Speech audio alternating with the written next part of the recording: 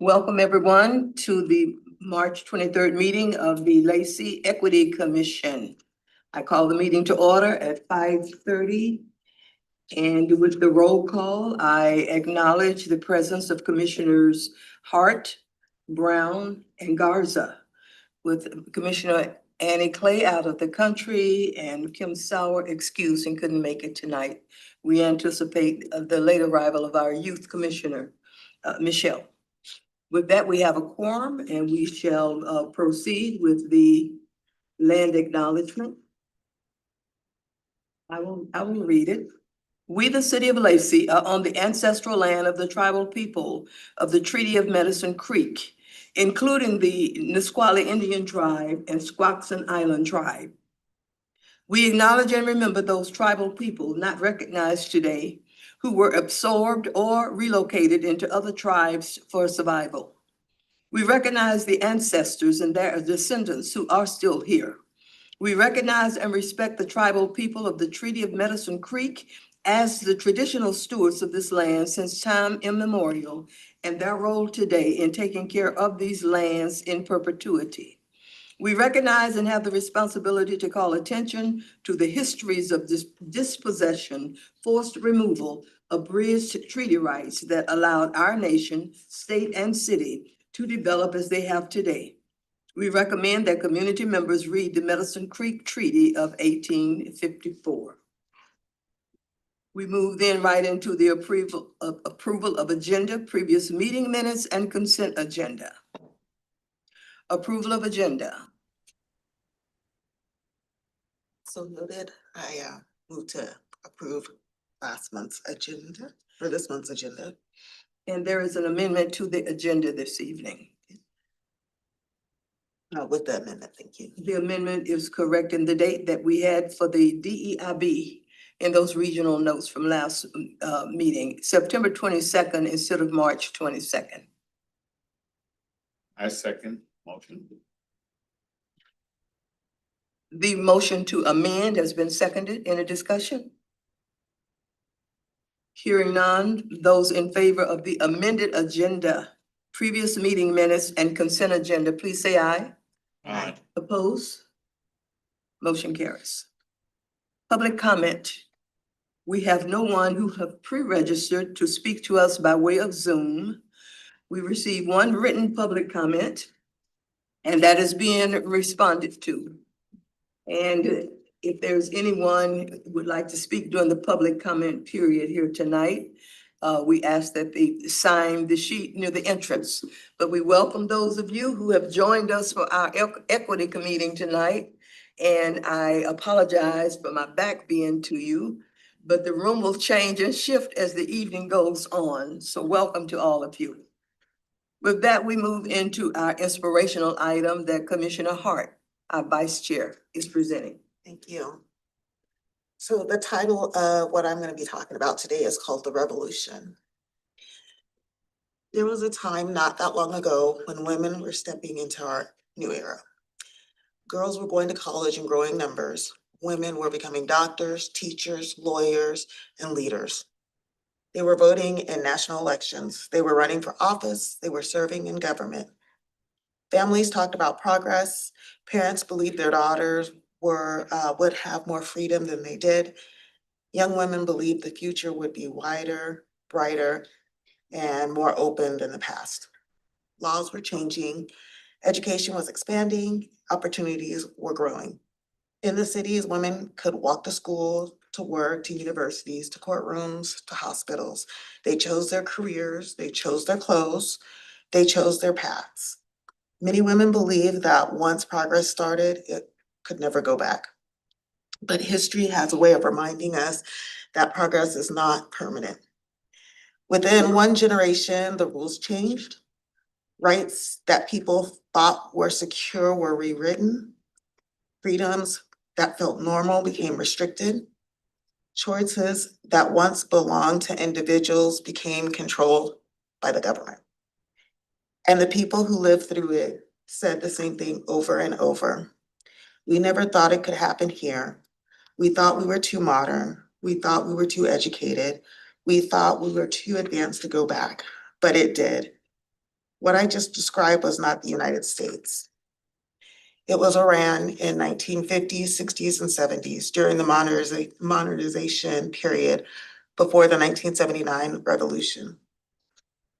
When women gained voting rights, entered government, and saw major legal reforms, only to see many of those rights changed after the political shift. History doesn't repeat exactly, but it does remind us of something important. Progress only lasts when people protect it. Rights only stay when people value them, and every generation has to decide what kind of future it will leave for the next one. Thank you. Very timely. Well, it's Women's History Month, so. Thank you for sharing that. Yeah, you're welcome.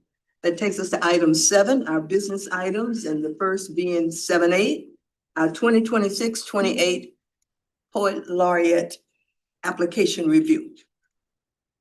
I'd like to welcome the panelists to the table. Please find a seat in an empty chair of your choice.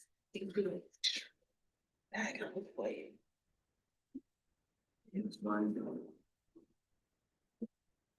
Right, it's nice and tight. One over here. One chair here. Okay, I think that's- I can come sit by you, Cynthia. She's coming later. we could just remove that. Annie won't be with us this evening, so that's what we, okay.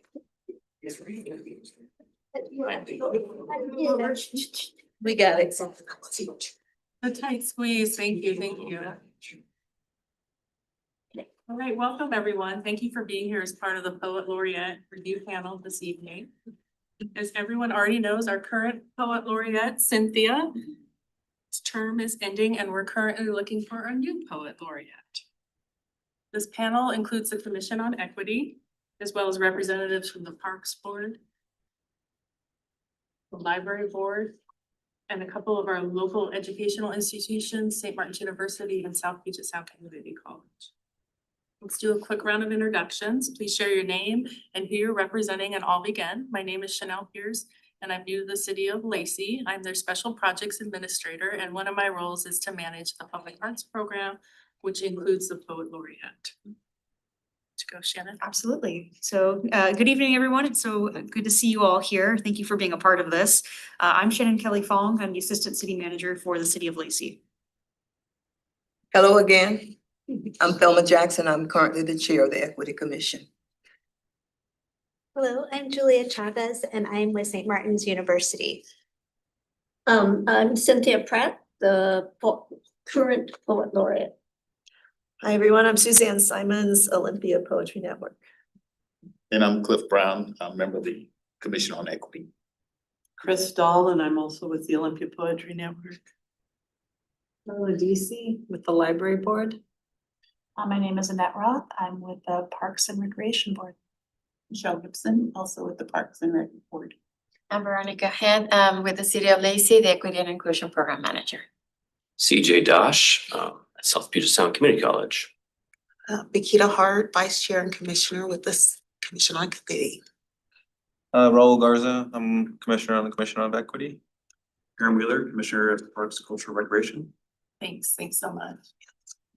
So the city made a call for applications. To qualify, applicants must be a resident for at least 1 year, be at least 18 years old, and have a history of published or performed poetry, and be passionate about community education and making the arts accessible. The submission period ran from January 8th to March 6th, and despite promoting this opportunity through many channels such as social media, word of mouth, flyers, the city website, we received only 1 submission. We even extended the submission deadline, and I know that Cynthia also worked extremely hard to help recruit applicants as well. The policy for the Poet Laureate says if there's no art committee exist, then an advisory board will review the application. So today we have the Commission on Equity and then a panel of reviewers, everyone else, acting as that advisory board body. As a panel, you can choose to make a recommendation, and that recommendation will be decided by a simple majority vote.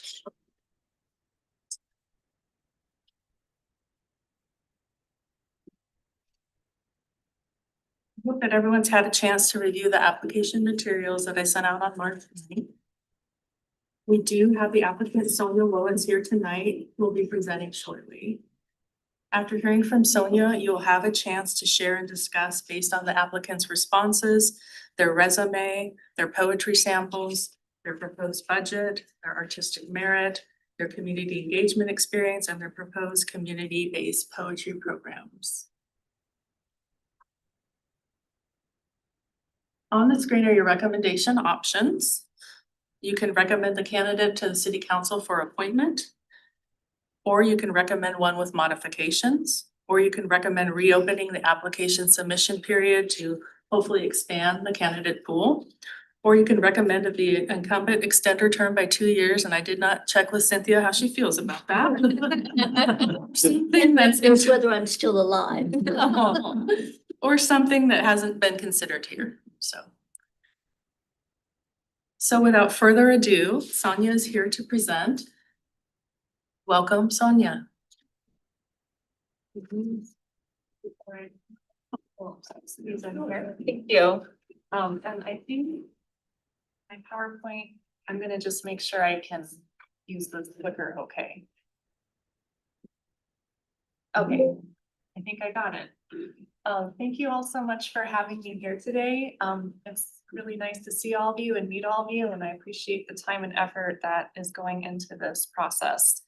My name is Sonia. I use she, her pronouns, and I'm really excited to share with you today. So I wanted to start out. Working. Oh, a little too far. There we go. I wanted to start out by sharing a poem I wrote, and this is called The Feast of the Transfiguration. And so it was that we packed what little we had in Van Due Northwest, alluvial, some might call, this act of flowing ourselves among lahars, Douglas fir, and into loam, mothering in where glaciers dragged the land towards a tight clip of sea, lowlands prickling with birds, ants, frogs. Near the edge of the water, a woman tends the plants and names for us the species that hold the shore steady. Bulrushes, Douglas spirea, marsh cinquefoil, water purslane, buckbean, three-way sedge, and then signals where the yellow flag iris has crept in on its rhizome mat near the dock. Gossamers of rain thread my formless thoughts into a clarity of hours. Squalash paint black ripples of sky, pale sun hoarding fistfuls of clouds east towards the volcano, that serene being, dreaming the blunt horizon into blankets of sandstone, shale, granodiorite, and coal. The train bleats its daily greeting, and the abuelito next door pauses in that gesture of grandfathers, turns and orients his perception towards a threshold yet beyond the sightline. My children angle into their play. The whole of this place coalesces beneath the skin of their laughter, blessed green of the earth. Thank you. So I wanted to tell you all a little bit about me, so you get a sense of my background. I'm a proud mother of two. I've got a 7-year-old son and a 3-year-old daughter. I love writing art and poetry in all of its forms. One thing is that I strive to be a continuous learner. And if it were possible to be a student my entire life in some way, I would. But since I can, I like to consider myself a student of life, and poetry has been a way to help me approach life in a manner of curiosity with a desire to see, hear, and feel more deeply. I have a background in Latin American art and history, and I've had the wonderful opportunity in my life to live and travel in various places in Latin America to conduct research. I'm really fascinated by social histories, languages, and the mobilization of art through community ritual.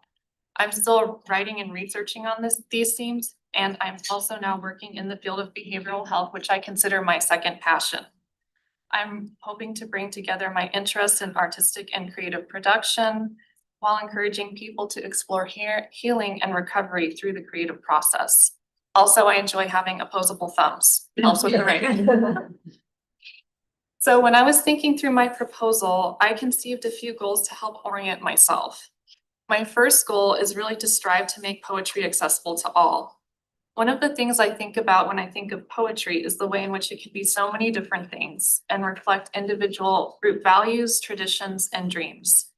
And I've had the great fortune in my life of living in various places around the world where poetry was highly visible and considered a very venerated art form that is integral to social life. I know that's not the case everywhere, but my hope is that here in Lacey, we can encourage that. Poetry is shaped by language, history, and culture. There are many specific poetic forms that perform really particular types of work in ritual or are integral in larger expressive and symbolic systems. Importantly, poetry emerged as an oral art form, and in many settings, it still is. Conversely, there is also the act of writing, reading, and interpretation, as well as translation. All of these are ways of sharing in which poetry becomes a participatory art form. Another goal of mine is to help instill appreciation for and love of poetry. My activities as poet laureate would support this goal by weaving poetry into civic and public events, planning interactive workshops, working with community partners, and creating some poetry projects that could be shared live in readings and in digital formats. All of these activities will support the act of exploring poetry as a vehicle of civic expression.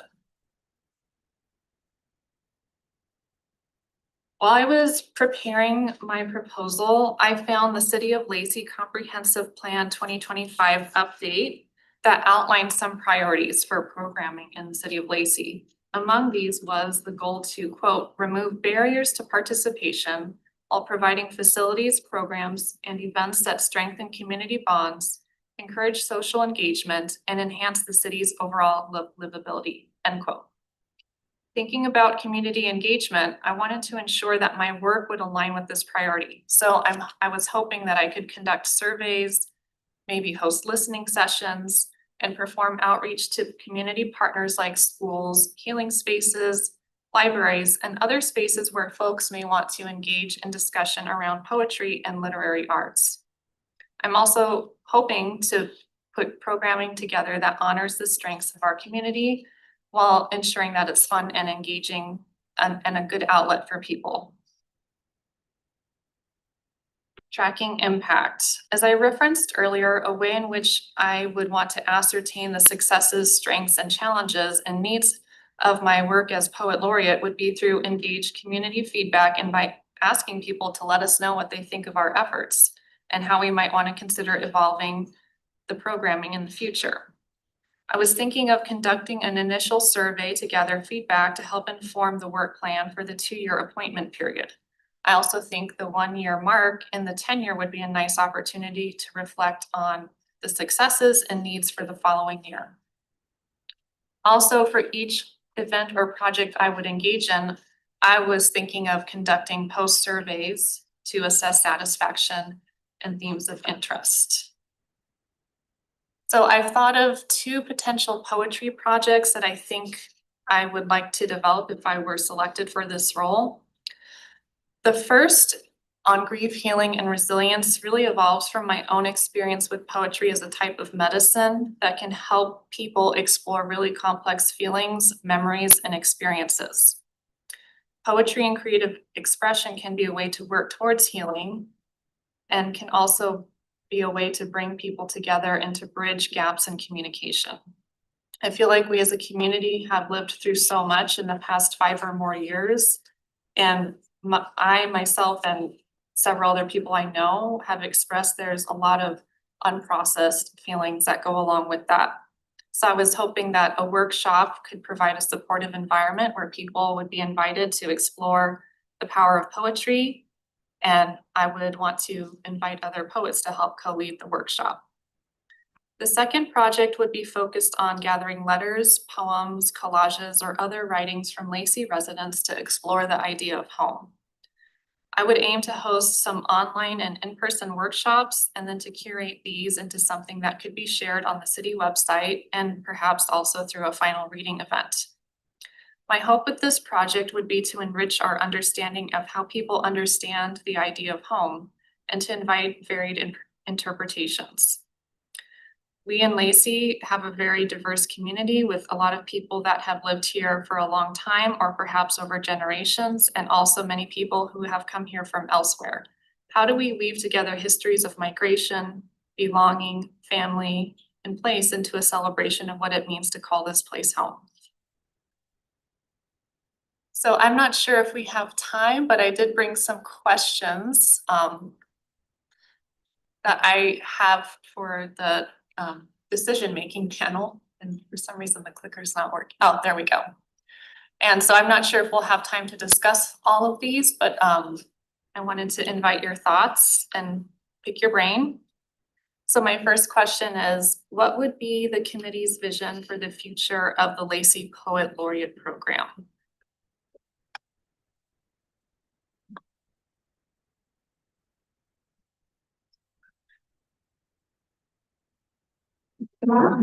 So, Well, I think partly it's up to each poet laureate that holds the position of what they visualize, but the Committee on Equity, I would think what their vision is that it would entail making sure that as many of the residents and diverse population in Lacey manages to get engaged, because that's what equity is. And that to me seems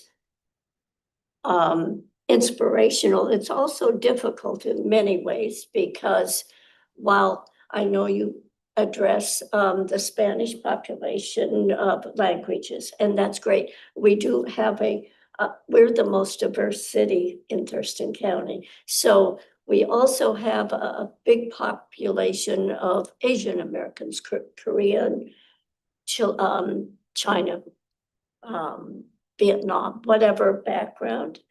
Their languages, and I know this from a fact, it's very hard, both from a council member as well as the poet laureate, as probably as this committee, to find ways to engage people that have a harder time speaking English. And that is really a critical issue, I think. I don't think Lacey does a very good job. So I'm just saying that, frankly, as having been here for so many years. But so I would think that would be one of the things I would think this committee would care about, is how to engage as diverse population as possible and encourage poetry along those lines. Thank you.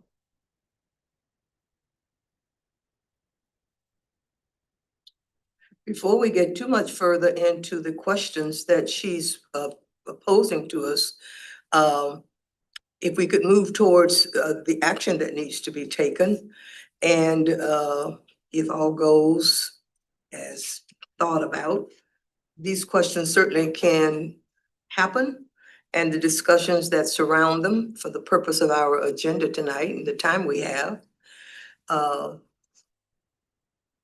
Just make note of those questions, and they certainly are important as we move forward. So we have before us a staff recommendation, and before we get into the recommendation itself, I have a question. What has been the role of the rest of you in the review of this application and how we arrive here together tonight? Review. Review? Yeah, so we got the application and all of the materials, and we've had an opportunity for a few weeks to review that, and also try to recruit applicants. So we've been doing that behind the scenes as well. I mean, I would also say that, so in a previous role, I actually worked for the State Arts Commission for several years. And one of the projects that I worked on was the State Poet Laureate Program. So it wasn't under my direct supervision, but I worked with team members to help focus on, making sure that that program, first of all, became fully funded. And so that there was a pretty good stipend that was given to the poet laureate so that they could go out and do the work that they wanted to do. And being able to kind of see how that was done at that level is helpful, I think, to inform how things can move forward for the city as well. Thank you. And when I reviewed it, I ended up with questions that I would like answered before I, suggested anything, because some of them while I'm sure the applicant can answer it, it would be important to me to hear what they had to say. Anyone else from the review committee? I agree with Cynthia, reviewing the application raised questions for me. What were your thoughts about the shortage of applicants? Did that concern anyone? I know in our introduction, Chanel mentioned an extended deadline, just trying to help additional applicants come along. So you've considered that? Okay. So, Yeah. Because it's not our intention as the equity committee to redo what you've already done, but I'm just curious as to how we arrived here tonight. Could I just speak to that and say it's disappointing there's only one applicant, but not surprising at all from where I sit at the community college and what we teach and deep in literature and humanities where I'm a faculty member. This is not a surprising outcome in terms of the value of humanities placed sort of socially. So not surprising. Okay. Disappointing for our community, but not surprising. I did wonder if one of the limiting factors was the requirement that you be published. So that was one of my wonders. actually, I think that, I mean, published could also be individual poems in journals and stuff. And if you're a poet, you would normally have that, but being a poet laureate is it's an honor. Don't get me wrong. It's a wonderful honor, but there's work involved. I mean, and people that have other things, do I have time to put in that much work? Several of my friends have said the same thing to me. They said, I don't have time. I wonder if also there isn't something to the idea that I know over the past few years, Lacey as a city has been focusing more on arts and culture and getting into that space, but it's not something that it's known as well for compared to, say, the city of Olympia, which has a very strong arts commission and all of that kind of stuff. And I wonder if this is one of those things that over time, as the city starts to move into these kinds of spaces, there will be more interest because more people will understand that it's something that's of value to the city and the work that they're doing. Agree. I could actually add on to that. That's a really great statement. And I think, just to kind of set the context, this is the first time the city has actually gone out through this process. Our current poet laureate, was, the position was created for, Cynthia Pratt here. And so I think this goes back to the question that the applicant actually asked of what is the future? And we're really hoping that we can start a good foundation for this program to continue to grow for the years to come so that we have a much more robust program moving forward. And I do just want to say, staff did an excellent job of trying to the best degree possible to reach out to community members. I know Chanel mentioned also working with the poet laureate to try to find ways, going to coffee shops, putting up posters, getting information out on social media, trying in print media as well. And we're always welcome to additional ideas for other ways that we might be able to reach out to community members. And I think that's one of the things that we're hoping as we continue to grow and develop this program, that the poet laureate can also help, define and, figure out in tandem with the city what could be some possibilities moving forward. I was relieved to see that our applicant did have a vision. I think a lot of artists have a hard time promoting their own art and maybe finding a vision of how to bring other people to that art. So I think that was one thing that I did. Even though we had one applicant, there did seem to be a template of how to improve the process of the poet laureate position and bring more to the community. Very good. So by way of clarifying for me, Shannon, is this a vote by the Equity Commission or? That's a great question, and so I'll just turn to the policy here for a second. It sounds like there's some other discussion and questions that the Right. group wants to ask. Right. But when the council adopted this policy, they effectively, like Chanel already overviewed, asked us, you know, if there isn't an art committee, which there is not currently an art committee, which I think goes back to that point of, you know, kind of slowly integrating more arts into programming here, that there would be a advisory board selected to help review this process. And so in this, the Commission on Equity was selected. But in addition to the Commission on Equity, the policy also states that additional community members will be engaged in this process and that everyone on the selection process has an equal vote in the recommendation. Chanel, I don't know if there's anything you'd like to add to that? Perfect summary. Madam Chair, is there a possibility that we can ask the candidate to leave the room and we have a brief discussion before we vote? Is that in order or not? So the candidate could elect if they wanted to leave the room. However, the candidate could stay here because this is an open public meeting. Fine. Would you like me to Well, leave now? And I mean, I'm fine having the discussion with her present. But as our current port laureate said, she has some questions and some things, and I just think we should have a little more in-depth dialogue before we vote. Okay. My only point. And you have, stay if you are okay with that, but. Yeah, so that would be our next steps. I thank Sonia for her presentation and she can stay or go, but the table then comes together, the panel to discuss it. But I thought I heard maybe Cynthia and a few others that had questions for Sonia before she goes. So let's wrap up Sonia, but if we have some questions for her, let's do that. So can I go and ask? Sure. Yes, Okay, please. okay, and I was amazed at the thoroughness of your application. That was great. I just, so you mentioned that you want to promote poetry as a form that is accessible to all, but many of the examples you gave of your own poems are pretty complex, if not kind of esoteric. Name 2 or 3 poets that you admire, that you think would be accessible, that you could help engage people from the community with. Sure. Well, I really love the work of Lucy Tapahanso. She actually started out as a journalist, and a lot of her poems are really just her talking about her life in a very straightforward manner, but it's just beautiful. And actually she was the inspiration for the idea behind the My Hometown project, because she wrote a letter to her hometown, which is Shiprock, New Mexico, and I'm from New Mexico originally. And it was just a letter to her hometown, and it was so beautiful. It's like, this is something a lot of people could potentially think about poetry differently in this way, is like how I write a letter to my hometown, or write a letter to my sister, or do I have a picture that I look at when I want to think of home?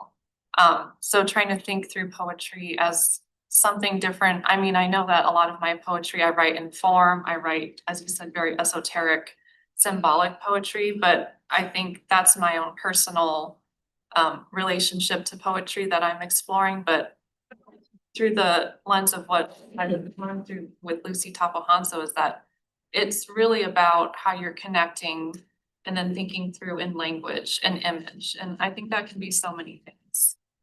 Of course, I love Joy Harjo. I just think her poetry is amazing and she's inspired. She's a huge inspiration for me. I mean, yeah, I think that's a really fair question, and I would be very open to feedback on that. Okay, so going back to your letters to my hometown, and I read your professional work as well, but one of the things I know that the Olympic Poetry Network is kind of having to deal with is to make sure when somebody gets up to read a poem, they make the audience aware of triggering language that may upset people. And that kind of goes back to your background, actually. With the letters to my hometown, how do you still be receptive to everyone that submits stuff, but also addresses that that issue where they could end up writing things that might be triggering, but you want to include it. I mean, do you see what I mean? There could be a disconnect there, and I wasn't sure how that would work. Yeah, I think it's a really good question. Just for some background, I'm a first episode psychosis administrator, and right now I'm planning this conference around early psychosis. And so this kind of question comes up a lot where people are sharing their personal experience living with a serious mental illness, and naturally that includes topics that are difficult. And so we do provide, if people are needing support, there might be somebody there that you can talk to, or we have different resources people can reach out to and somebody can help. When I do poetry readings, some of my poems also deal with some, difficult topics, and I like to say, if you need to step away or take care of yourself, that's, very welcome. For things that we would post online, I think, of course, we would need to, and that was kind of why I was hoping, one of my dreams would be to recruit like 2 students to sort of help curate the digital layout.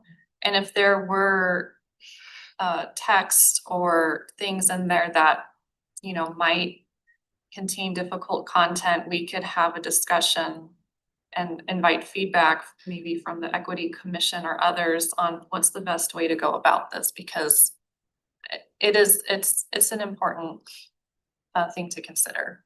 Thank you. But I don't want to hold up the whole thing of me asking all the questions, but I do have one thing that I do think, in the budget, you had an estimated 2,000 for an honorarium for guest poets. And it looks like the budget generated was for 2 poets. And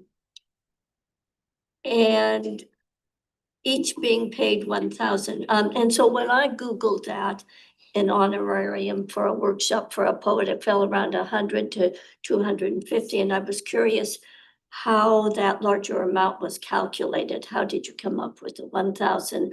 And I assume AI generated it, but I wasn't sure how it was based on. Well, I first want to share you something. AI was not consulted in any of the writing I did.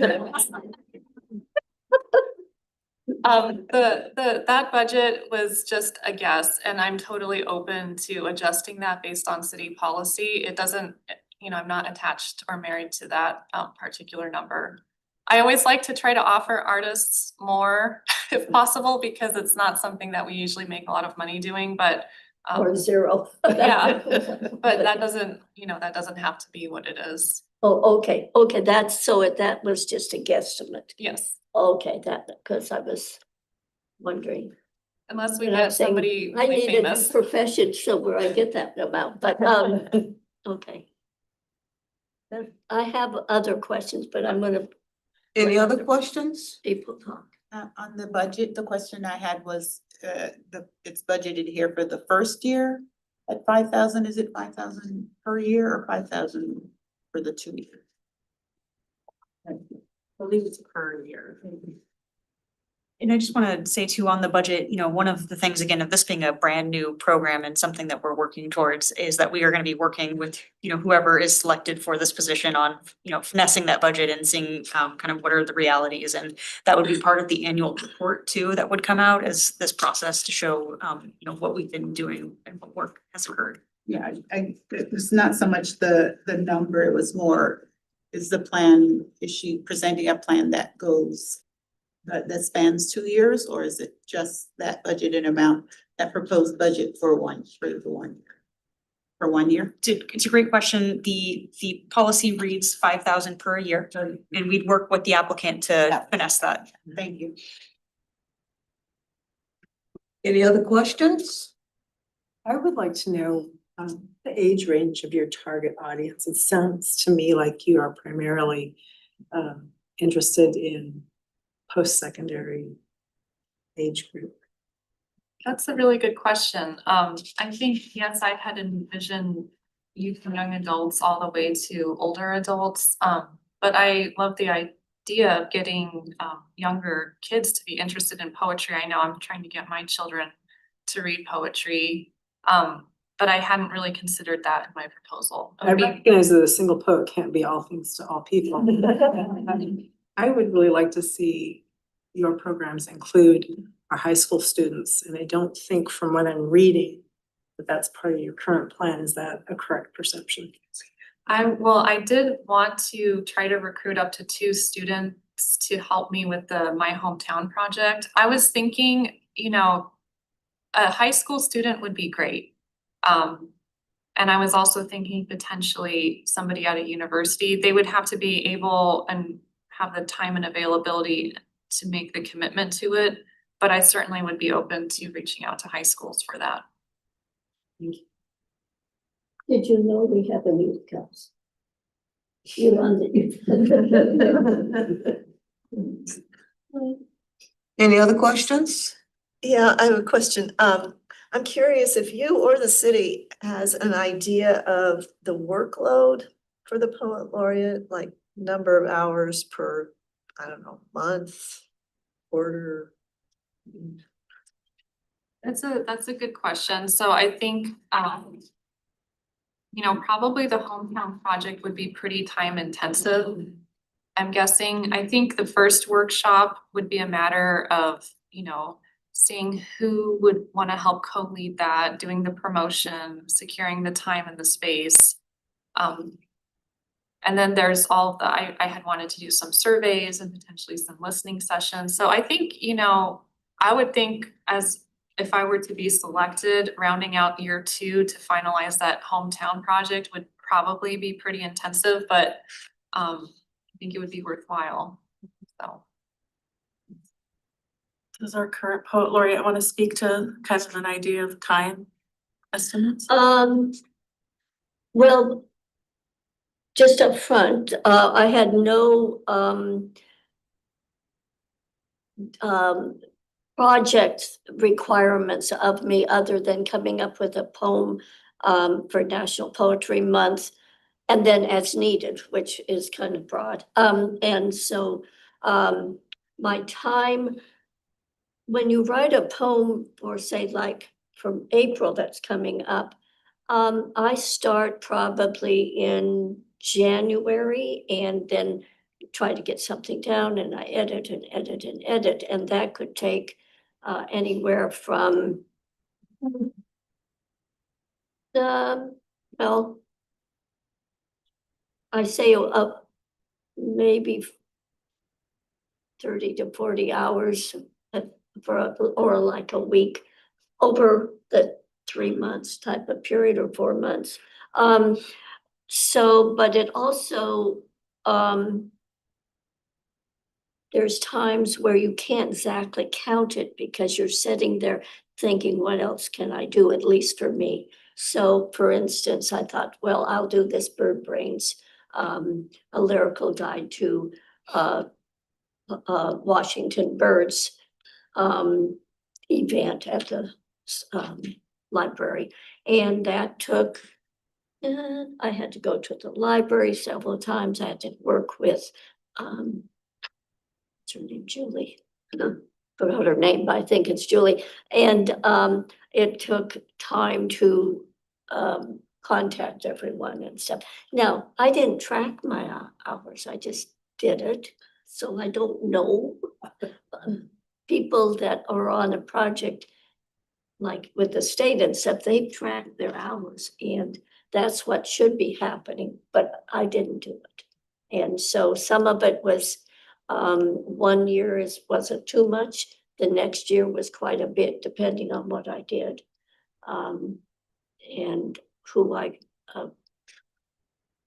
talked into coming. I had the state poet laureate one and the Olympia poet laureate, both the first year and a half that I was doing this. But I had to contact them. I had to keep track that they were coming. I had to give them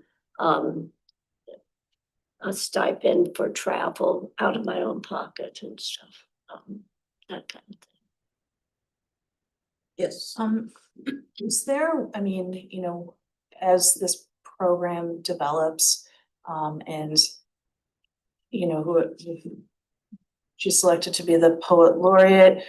Is there a way that part of the work could be around crafting a more specific, maybe not specific, but a work plan that is something that can be used as a benchmark for future poets laureate, or like an idea of this is what the expectations are? I mean, it sounds kind of right now, since Cynthia was the first one, it was pretty formless, right? I mean, Totally. okay. formless. And so, you know, obviously you want to make sure, I mean, to be, you know, $5,000 is a pretty decent stipend for a city, but it's also not very much when you think about it. It's like $400 a month, really, when you break it down. And so making sure that the person is doing the work, but then also not being overloaded. I think there could be an opportunity to kind of help to craft that a little bit, you know, in partnership with particularly, I mean, the question that you asked around like, what's the expectation of this program? And no one had an answer. That's a really good opportunity. I feel like that it could be helpful to kind of look at that moving forward. And that may be one of the reasons we didn't get a lot of applicants, because they could not pin down time commitment. So in the initial review, I just want to share Sonia's application when we received it. I did have some questions about the budget, so I reached out to Sonia to say, not too sure in some of these areas about honorarium and how that might work. It might look a little different coming into it. Are you still interested that we would work together on that? So just the theme of, I want to communicate that I found Sonia to be her answer was, oh, absolutely, wanted to be flexible moving forward. So I think that same theme applies here of the work plan, and being flexible is the nature that I heard from her. And not to speak for you, Sonia, but I just wanted to put that out there. Well, there's also, we don't take into consideration that if I'm getting asked to go someplace to read, there's travel expenses and stuff, and that could be part of the budget, but we never thought of that at the time. No, I was gonna ask, it seems like it would be a lot for one person to tackle.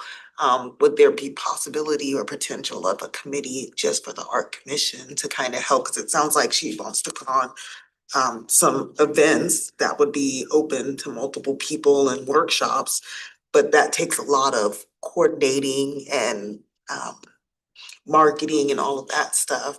How does that kind of come into play? Is that on a voluntary basis? Is she paying people for that type of stuff? So, and plus, you know, fielding where that's gonna happen, because that may not be free either, so, yeah. If I could, Commissioner Hart, to answer part of your question, and then also, Annette, your question of kind of the structure and the programming, I do just want to take a step back and, you know, kind of talk a little bit about how we develop the policy. And we recognize that the policy, you know, may need to be tweaked in the future because we do have, you know, some question marks of what this looks like. But when we were developing this, we did take a look at other poet laureate programs that we could find their policies to see, well, what are the best lessons that we could learn from them, recognizing that, you know, for Chanel and myself, I'll speak for myself, this is the first time I've ever done anything like this. So we are going to absolutely learn through this process, and it is very likely that working with the, you know, potential, you know, poet laureate, that we'll want to tweak some things moving forward. But what we found generally was, you know, a baseline level of poems to kind of be read at different types of events, and, you know, having something designated by the city, having some sort of community-based program, and, you know, what that looks like. It stretched kind of a really broad spectrum. And so we wanted to be pretty loose in what we were looking for to really empower, you know, the poet laureate, and then also, you know, help with staff to figure out what does that look like. To your point of what does the workload look like, I think those are excellent questions that need to be asked and things that we'll work through. Chanel, as the special project administrator, is going to be helping, you know, the poet laureate through this process, and like I said, learning a lot. And then also what we found out was community engagement of reaching out to whether it was local schools, what age, if it was local poetry societies, if it was senior centers, there was always this element of getting out and back into the community. And so we tried at a very high level to organize some of those themes, but I think we will absolutely be learning a lot through this process in the next couple of years. Well, we certainly put a lot of time in discussing this policy that came about. at the Equity Commission level.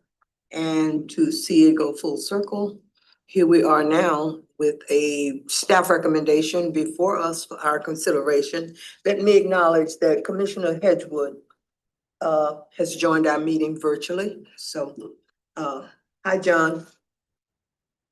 So the staff recommendation for the Poet Laureate, I'll entertain a motion and then additional comments can be made under discussion.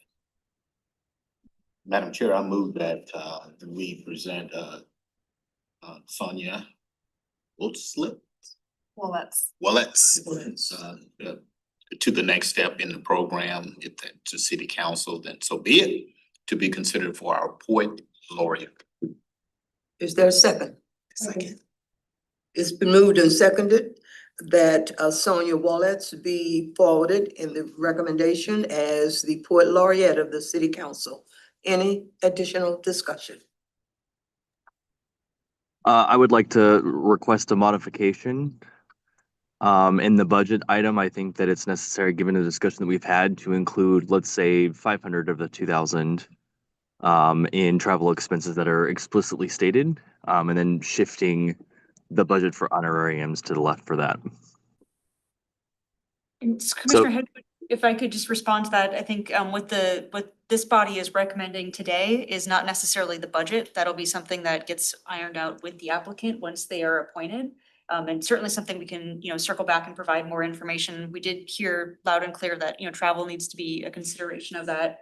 But for the purposes of tonight, it would just be on the individual recommendation, not on a budget. My mistake. I was on the assumption it was the entire packet, and that was one of the modifications that was listed as a possible option for us. Thank you for clarifying that, Shannon. Absolutely. Any other discussion? Hearing none, seeing none. Those in favor of the motion, please say aye. Aye. Opposed? Abstentions? Motion carries unanimously for the record. Welcome, it's on here.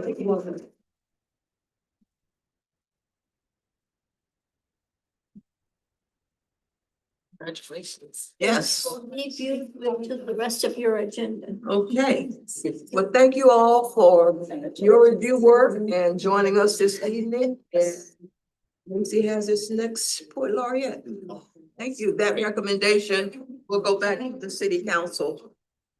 Back to the city council for final approval. I'm excited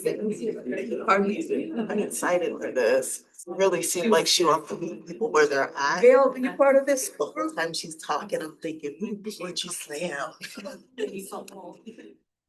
Poetry is part of this, yes. Part of the Yes. Well, welcome. Yeah, so there's like the, art. All right. Right. Yeah.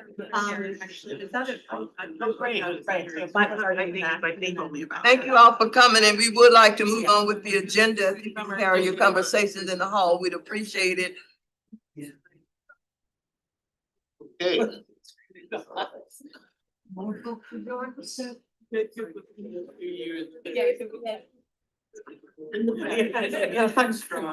asking myself, I get all these people in my. It's nice to be. I know. About it. They're gonna prerequisite. Pardon me? Clarification. Sure. So, both Michelle and I are going to be on the cultural grant application review panel. Should we step away and then come back? Yeah. Let us move then to item 7B, the public Go ahead and just. public art donation policy review. Thank you for coming. And that again is Chanel.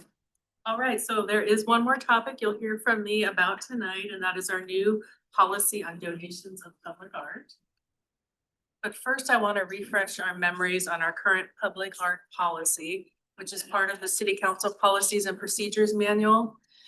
The council periodically updates that manual, including revisions to the section on public art. The current art policy provides guidance for selecting and installing public art. It says that art selection should achieve one or more objectives. And they've got a list of objectives, and just a couple of examples are creates a sense of community, identity, and character, or reflects Lacey's history, heritage, community values, or culture, or evokes a sense of fun.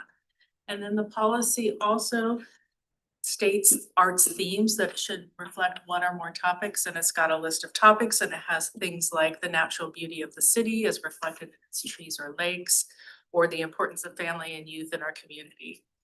The current policy also describes where art should be placed to be compliant, to complement and enhance the surroundings, as well as procedures city staff and the city council should follow. It feels so empty now with everyone gone.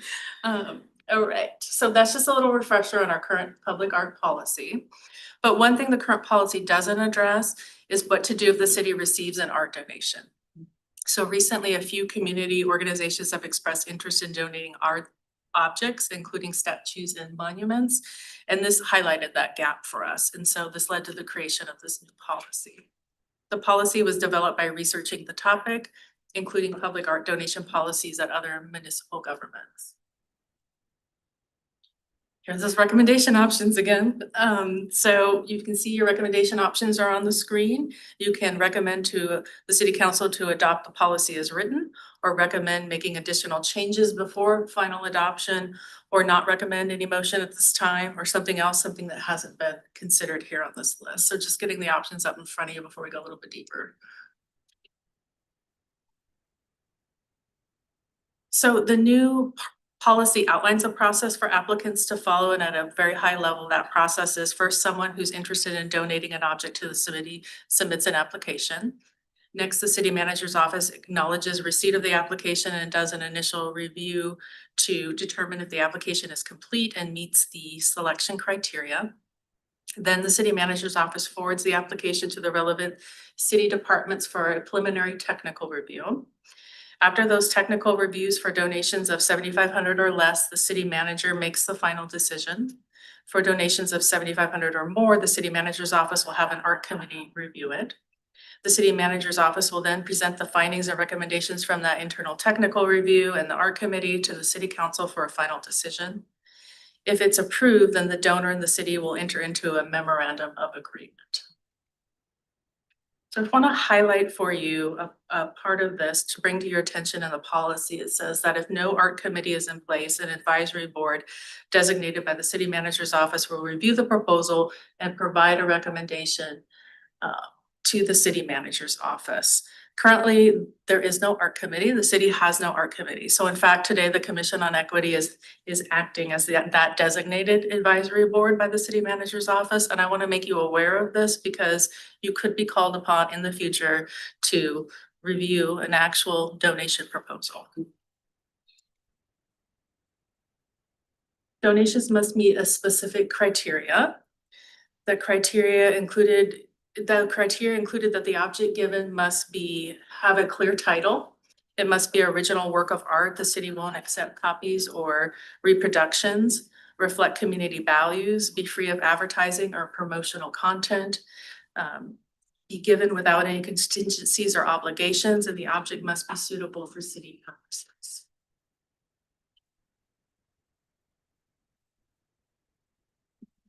I want to specifically highlight this criteria for donations to reflect community values. It says, the policy says the city reserves the right with or without cause to decline any object or donated materials and may decline any proposals that are inconsistent with community's value and character,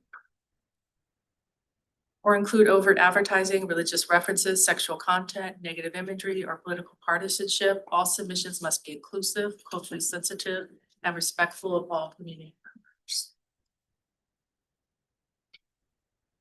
And then the city considers these attributes when receiving donation proposals. The city is looking for artistic excellence.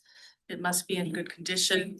Objects that are durable, objects created by local artists, objects with reasonable maintenance requirements, objects that are safe for human interaction, and objects that are appropriate for the selected site. I want to bring to your attention the preference for local artists. The policy says a strong preference is given to objects created by local artists from the greater Puget Sound area. The artist's credentials, reputation, and quality of their work will be evaluated. And I'm curious to hear your thoughts when I open the floor on this.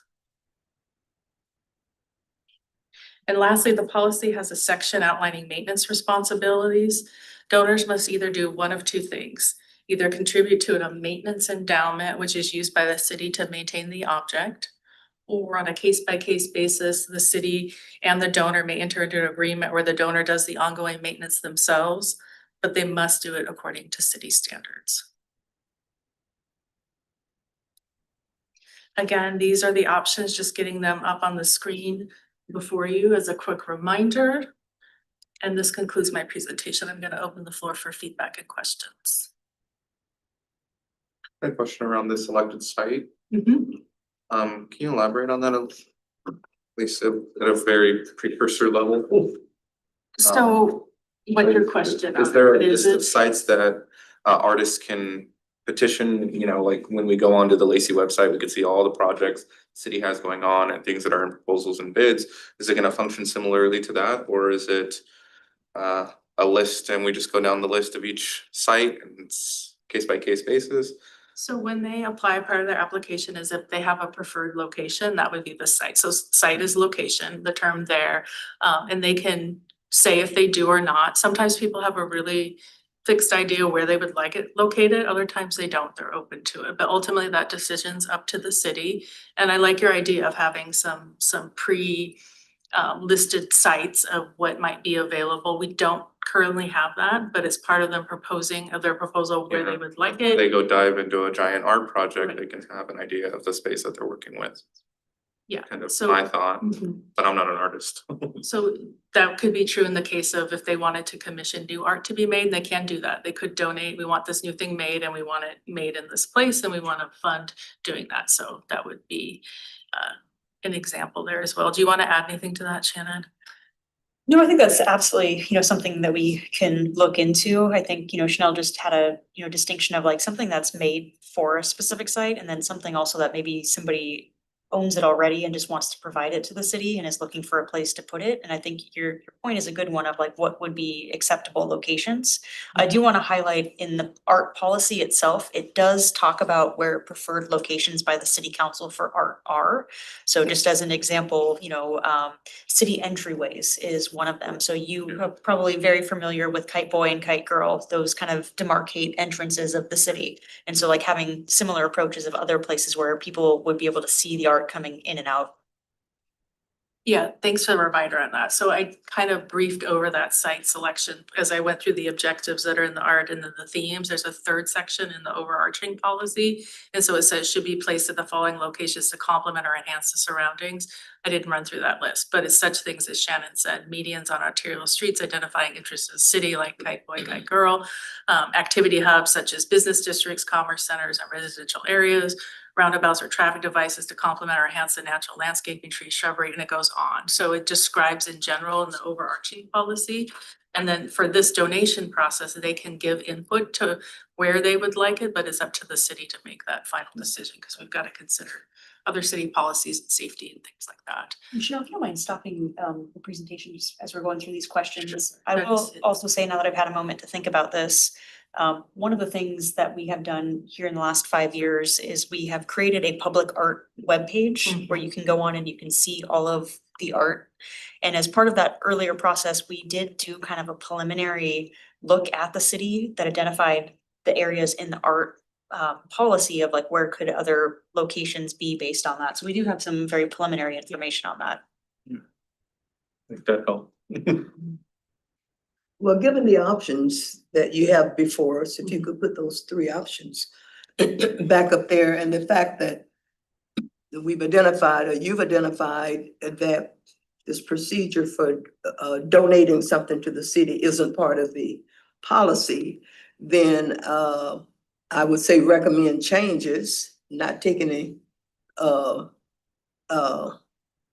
not to leave it as it is, since we've identified that this is missing from the current policy. Right. So Right. this means if you like what's here tonight and you want to add it because it's missing, then it's recommend adoption of this into it. The second Okay. option is if we were adding something that Commissioner Garza said, just make an example here. Yeah. And we wanted to do that change, so we're saying, yes, we adopt it, but also do X, Y, Z.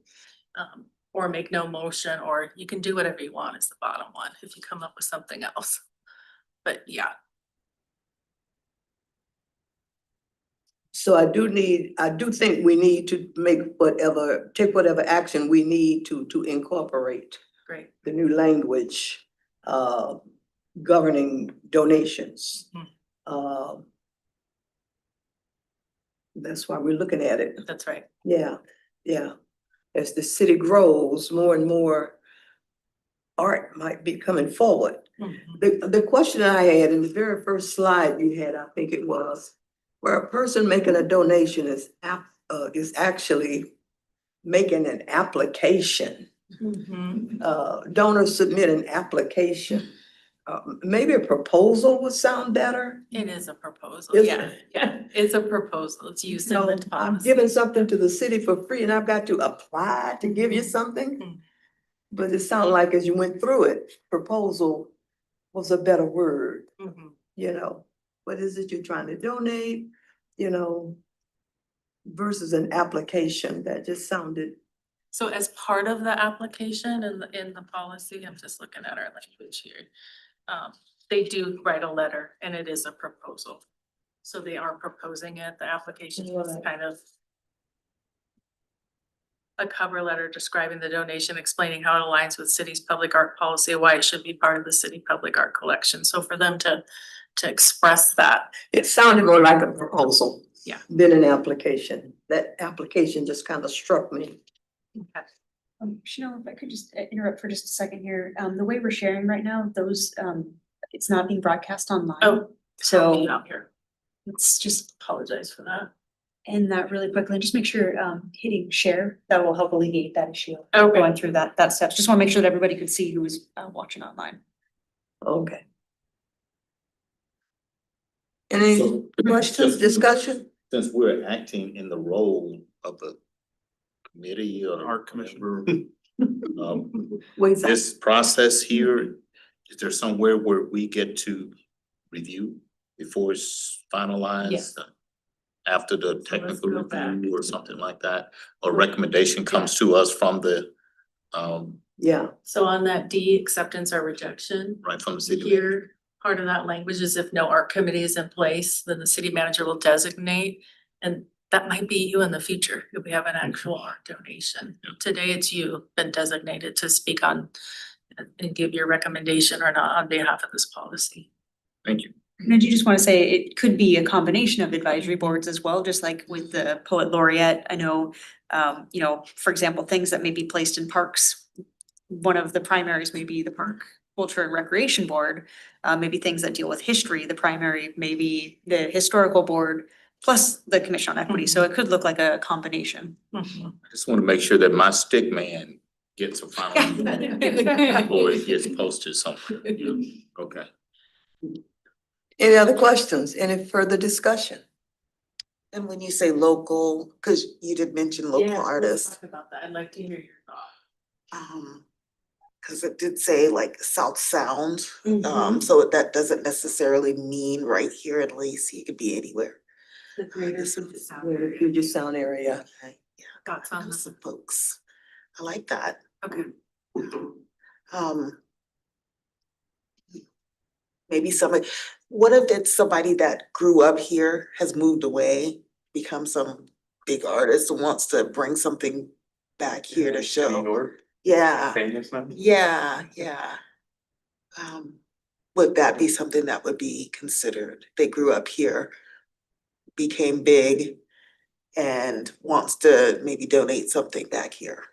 I guess it would depend on how you interpret from the Puget Sound area, right? We're implying it's today, but it could maybe be read that's their hometown. Yeah. One of the, a good distinction is that it's a preference for local artists. So that doesn't mean it's a yes or no if you're not a local artist. It's just, it's something that's highlighted as this would be a good element to focus on. Gotcha. So the, you know, the council, you know, with a recommendation from an advisory board could elect to choose an artist that is not local. Is there an age limit for a donation? We did Is not it include above one. age- Oh, okay. Do you think we need one? No, I mean, I was just wondering, cause I mean, maybe the high schoolers at the high schools, we wanna donate art. Absolutely. So no limitations. Limitation. Yeah, right. Any other questions or comments? I'm wondering if we might find it prudent to incorporate some kind of link. Oh, sorry, I muted myself. Similar like we did with the Parks and Recreation sponsorship with I forget the exact verbiage we used there. I want to say morality, but that's not quite it. Something about like aligning with the city policy. Did we already bake that in? I just had this up and it closed on me. I just want to make sure that we kind of future proof it, if that makes sense, for any potential issues going forward, and that whenever we accept art, for example, with it, we'll be able to withstand the test of time and the persons that donated, if I'm making any sense. I think so. I think, do you see number 2 exclusions? We spoke there to what does not apply to the policy. We were trying to be careful not to overlap or overstep other city policies that might bump up against it. For example, parks and benches, commemorative benches, or the commemorative naming of public facilities and memorial roadways. Those are their own policies. So we defer to those. Those would not be falling under this policy. Is that what you're speaking to? More to the case of let's say somebody who's offering a donation, and maybe the piece itself is inclusive representative of the city, but perhaps the person may not be, I suppose, is what I'm asking about. And so I'm ensuring that we're doing a proper due diligence and making sure that we're vetting for that as well, I guess is what I'm suggesting. So, Commissioner, I think a couple of things I'd like to highlight that are embedded in the policy as drafted right now is, number one, I think just on the purpose is making sure that it aligns with the city's public art policy and reflects community values as clearly stated in the policy. And then a little bit later on, and Chanel can probably elaborate on this, it does talk about how when you donate the art, once it's donated, you don't have any additional rights to the art. And so should the city determine that it no longer wants to showcase the art for whatever reason, it's at the discretion of the city to be able to remove that piece of art. That's an excellent point. Thank you. Thanks. I'll entertain a motion then for the public art donation policy review. What happens to the donated art should you not choose to display it anymore since it's donated? It will be disposed of. We're just melting it and not returning it. Or like in the museum or storage somewhere maybe? I think it would depend on the piece of art and the determination by, probably recommendation coming from city staff. So, for example, and I'll just use some broad examples, right? If it is a really large piece of art that was in maybe a city entryway, that would be something where we'd have to determine, is it worth storing? If we're choosing to remove it, what is the best option potentially to store or dispose of it? If it's something much smaller, let's say like it's somebody donated a postage stamp, right? That is art. That could be stored a little bit easier, and there could be more options available for storing that piece of art than something big. So I think the best way to answer that is it depends on what is being donated and, what the long-term purpose for, the city at that point in time. Okay. So does there need to be something included in the policy that addresses that? Let's look at our pieces. Disposal of donated art after its So useful life is served? we did, and maybe this can speak to it a little bit too. We were sure to include things about maintenance responsibilities because we want to make sure that it can be maintained versus something just donated. So the thought there is that it's intend when they donate it, these are permanent pieces of art that they, will stay and be maintained and have a plan to maintain them. And then the disposal, maybe we're a little disposal light in here on what will be done with it, but it is up to the city's discretion, and I think it goes back to Shannon's point of it depends. What am I missing? I'd point you all to section 7, which is conditions and art ownership and use. There is some language here that basically articulates that there's no restrictions on, being displayed. And that the city determines what best serves the collection, and that accepting donated art does not guarantee permanent installation. And it may be subject to removal or relocation at a later time. So that gives the city the discretion to determine what is a Okay. course of action for that. Yeah, cause I would also consider maybe if the person would like it back as opposed to disposing of it. Especially since we're asking them to maintain something that could potentially be disposed of in the Yeah, trash. that's gave you 10% of the fundage and then it's melted down into a brick. And hyperbole, but Yeah. And I think that's where we want to be really clear that it's a donation, right? So the person is donating the object to the city and that they don't have any claim to ownership of that item since it has been donated. That would not limit the city from potentially reaching out based on this language. It may be subject to removal or relocation or even some of the disposal language that's. Return to donor. I think, yeah, that's my biggest sticking point is there's no verbiage for return to donor. It's granted it is a donation and they've given it away and they've probably gotten a tax write-off for it or what have you, but at the end of the day, it is still their art, and if it's no longer being displayed and it's gonna be melted down to a brick. If I created something, not that I'm an artist in any capacity, I'd like to see it returned to me if it's just gonna end up in a shack somewhere. So when they donate, and if the proposal is accepted, they go into a memorandum of agreement. There's a donation agreement between the person donating and then the city. And part of that is what is the object's expected lifespan and the expected display period? So there's a conversation around that. And then again, the point of the maintenance responsibilities is the intent is to keep it displayed, but we do have sort of the disclaimer that it's at our discretion. But we're setting it up so that it be displayed and there's a plan to how to maintain it. And then if something were to become unsafe, then we'd have to remove something. So it's kind of a balance there. Yeah, maybe that should be language that should be in the MOU, or not the MOU, but like the Agreement. yeah. So it is in the agreement, the object's expected lifespan and anticipated display period. And then the maintenance responsibility is part of the agreement as well.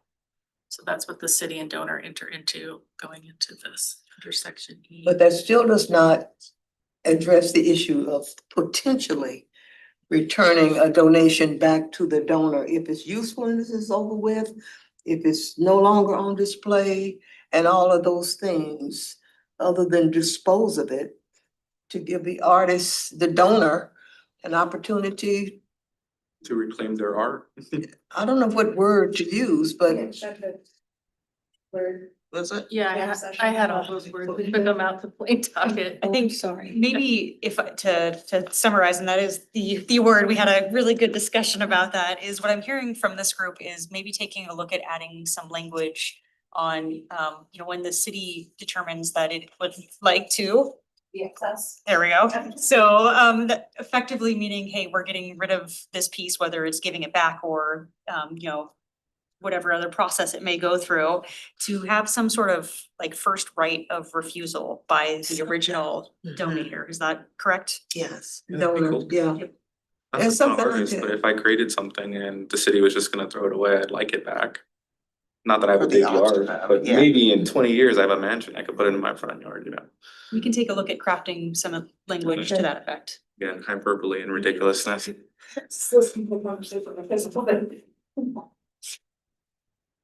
We need a motion. We have a recommendation here on this public art donation policy. Madam Chair, I move that we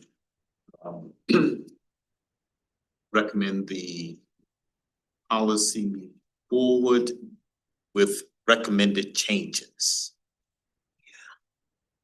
Considerations. Maybe. I second. It's been moved and seconded that we recommend the public art donation policy with the discussed recommendations, with the discussed alterations in the recommendation. Any discussion? Hearing none, those in favor say aye. Oppose? Abstentions, motion carries. Thank you all, do duty here tonight, coming up with item C. 2026 Community Cultural Grant Application Review. Veronica?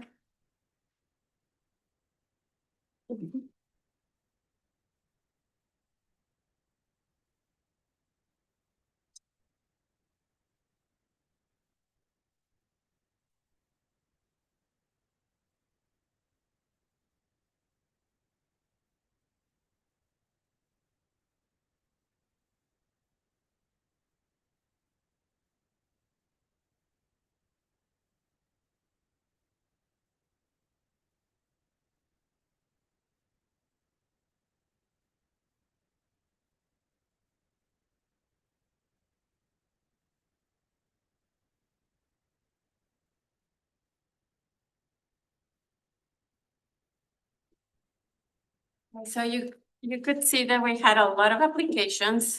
I don't know if you had a chance to review all of them. I hope you did, because it was a lot of homework for the weekend.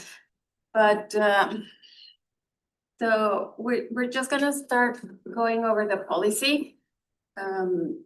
You already know the goals are that it supports, well, it benefits our community. It's equitable also. And the eligible events, it's something that we wanted to be that benefits our communities, that creates and maintains the environment free of discrimination. This was very important in the qualification process. Open to the public, no admission fee, so everything free. And it was in Lacey and the greater urban area. All the proposals were in Lacey and the greater urban area. So there's just one more, because we have one application from the New Life Baptist Church. We wanted to include this side when possible. If you could lead the meeting when discussing the book, okay. Yes, and actually I wanna thank your pastor, because we were asking for the 501c3 proof of the the documentation. He couldn't find it because he said they got it like since 1973 or something like that. So he's been very actively pursuing it. So I appreciate his persistence on that, because that's something that Tell him to ask me. okay. I've got it. Oh, really?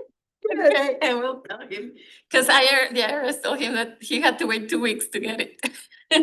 Nope, Okay. it's available. Well, so we received a total of 16 applications, 12 that met our criteria. One withdrew. One was disqualified because they have an attendance fee that they charge. And two were disqualified because one was not open to the general public and the other one had an age restriction.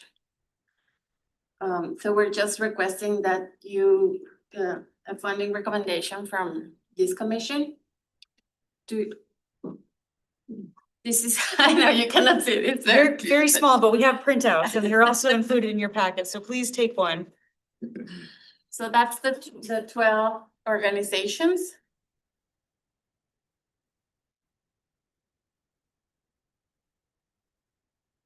Do we have to go through this now or do we?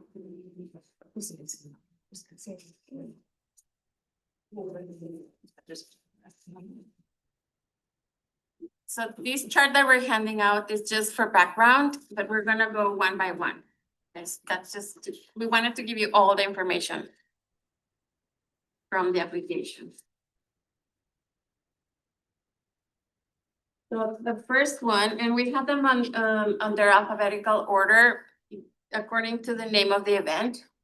The first one is this Art in the Park from Hummingbird Studio. The event will be held at the Woodland Creek Community Park.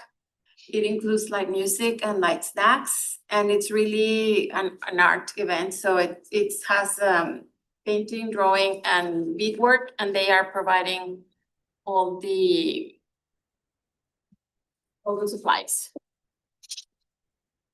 Well, Before we get to those, my reading on your introductory document was that you had two proposals, two recommendations that we should move forward on two options, I'm sorry, that we should look at one option or option two. Do we need to address that first? I think it would be good if you can see all the activities, and then based on the activities, then you can decide if you want to fund all of them or just a few of them. Right, so I don't know, as homework, I read all of them. And I made notes on every one of them. And I have recommendations on every one of them. And I was prepared to say, I support option one or I support option two. If we say option one, then we go through review with option one in mind. If we say option two, we go through review with option two in mind. Those are just my thoughts. Because if we go through each one of these and talk about them, and then decide, oh, we're gonna fund them all, or no, we're gonna do a percentage or whatever, or a third option, I don't know, seem like it doubles the time. Do we move forward with a focus or not? Option one, option two, or option three is my question, which is more efficient. Any thoughts?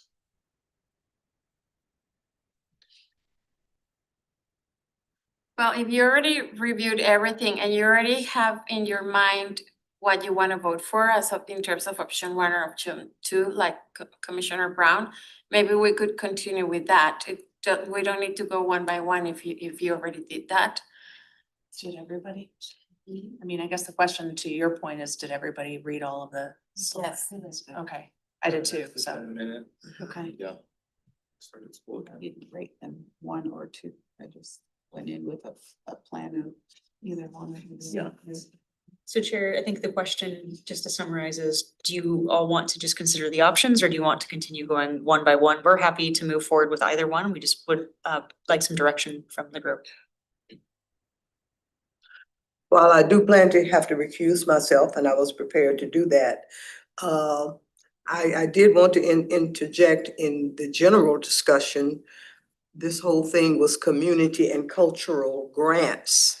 And one of the options was to take a look at the 8 out of the 12 that address both community and culture, similar to what Cliff is alluding to. And that gets at something we've been talking about as an equity commission. And looking at all those, but we need to decide which way we want to go. Do we want to vote on just an option, or do we want to do whatever? I was thinking within the option, there's discussion to be held. For example, if we go option one and we want to fund all 12, like me personally, I can support that. However, I don't support them getting the equal percentage based on what you said, you see? Because I don't think some of them are worthy of that percentage. You see, where I think others are worthy of a higher percentage. So for me, I would recommend we say, yes, we're gonna move forward and fund all of them. However, we look individually how much we should support each one. To come, in me just, in my rough math, I just went through and put numbers down based on what I thought, and I came out at 24,000 and something. That was just me, based on my experience in doing this. Based on merit.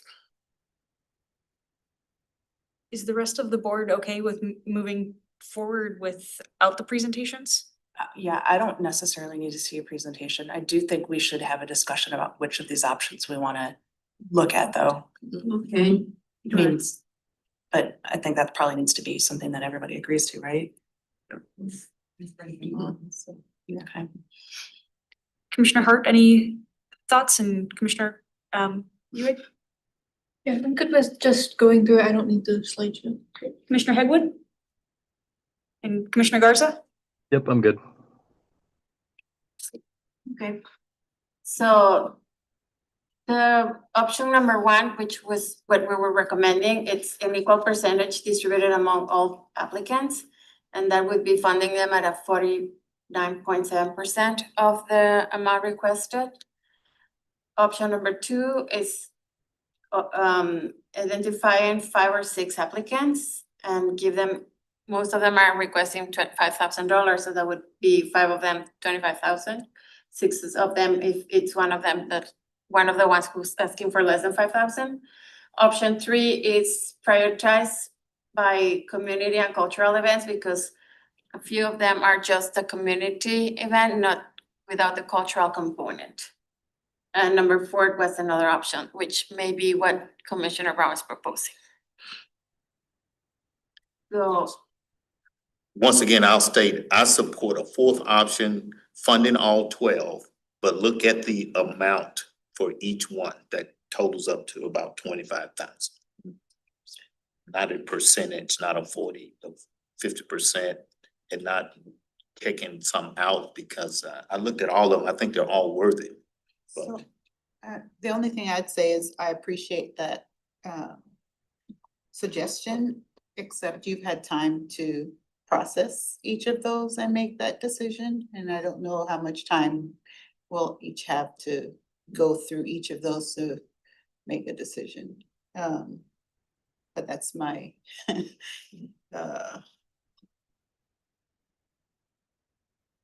No comment, I'm recused from Yeah. that. You know, I just, say, Kevin, this is the world I operate in every day. I run a nonprofit.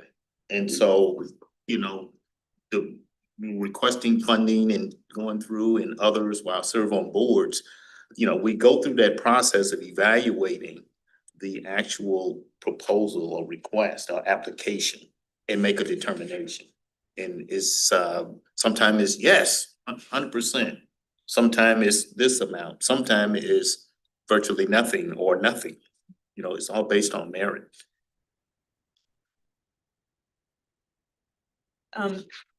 Chair, since you are recusing yourself Yes. from this topic, are you okay with handing over the presiding of this topic to the Vice Yes. Chair, Yes. Commissioner Hart?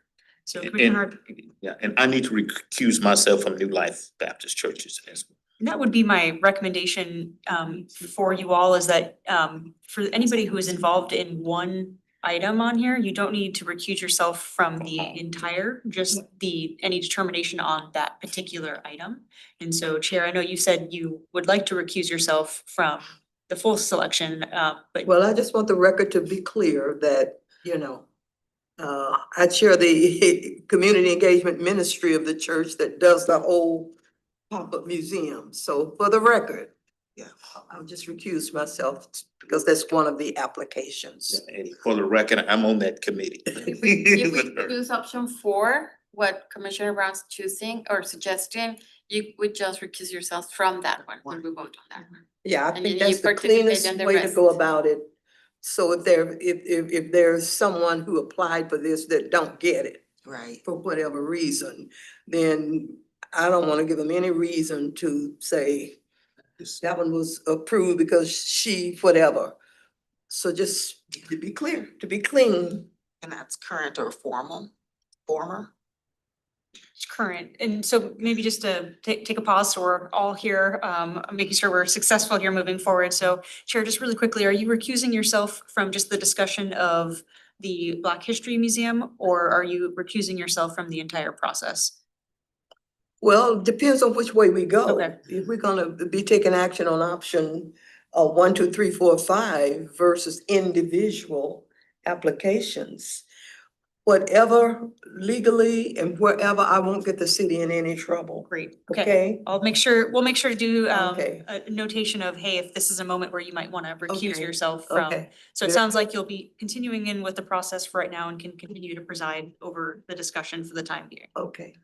I'm sorry. Oh, I saw Annette's been waiting. No, it's fine, go ahead. Yeah. Yeah, I'd like to ask if it's necessary for me to recuse myself on the NLBC line item as well.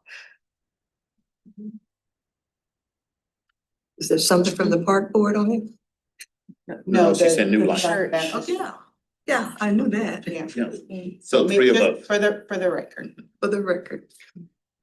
So we have. So I think the discussion on which of these options we want to proceed with, and then the 12 applicants is another whole thing, but which are the options to carry us forward at this point? You understand what the four were, the fourth being what Cliff is recommending?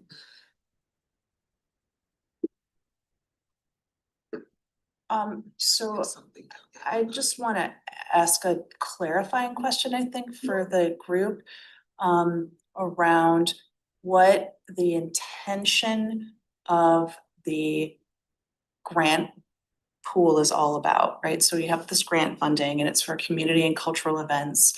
Is it for community events? Is it for cultural events? Is it for community events that are cultural? Because those are kind of different sort of things, you know, and I mean, I'm seeing, you know, my interpretation of this is that this was for events that are cultural in orientation that happen to be for the community, right? And using that lens, my thought is that not all of the applications meet that criteria, right? So option number 3 to me personally seems most in line with what my interpretation of this is supposed to be about, right? Like the idea is to start allowing the city of Lacey to have more artistic and cultural expressions and activities that happen within the community. And, you know, so I guess that would be a question, a clarifying question that I would have. What is the ultimate intention of this, of this grant pool? Is this, and a second question, is this something that the city intends to continue moving forward? Funding, you know, assuming funding exists for it, or is this just a pilot, like a one-up kind of project?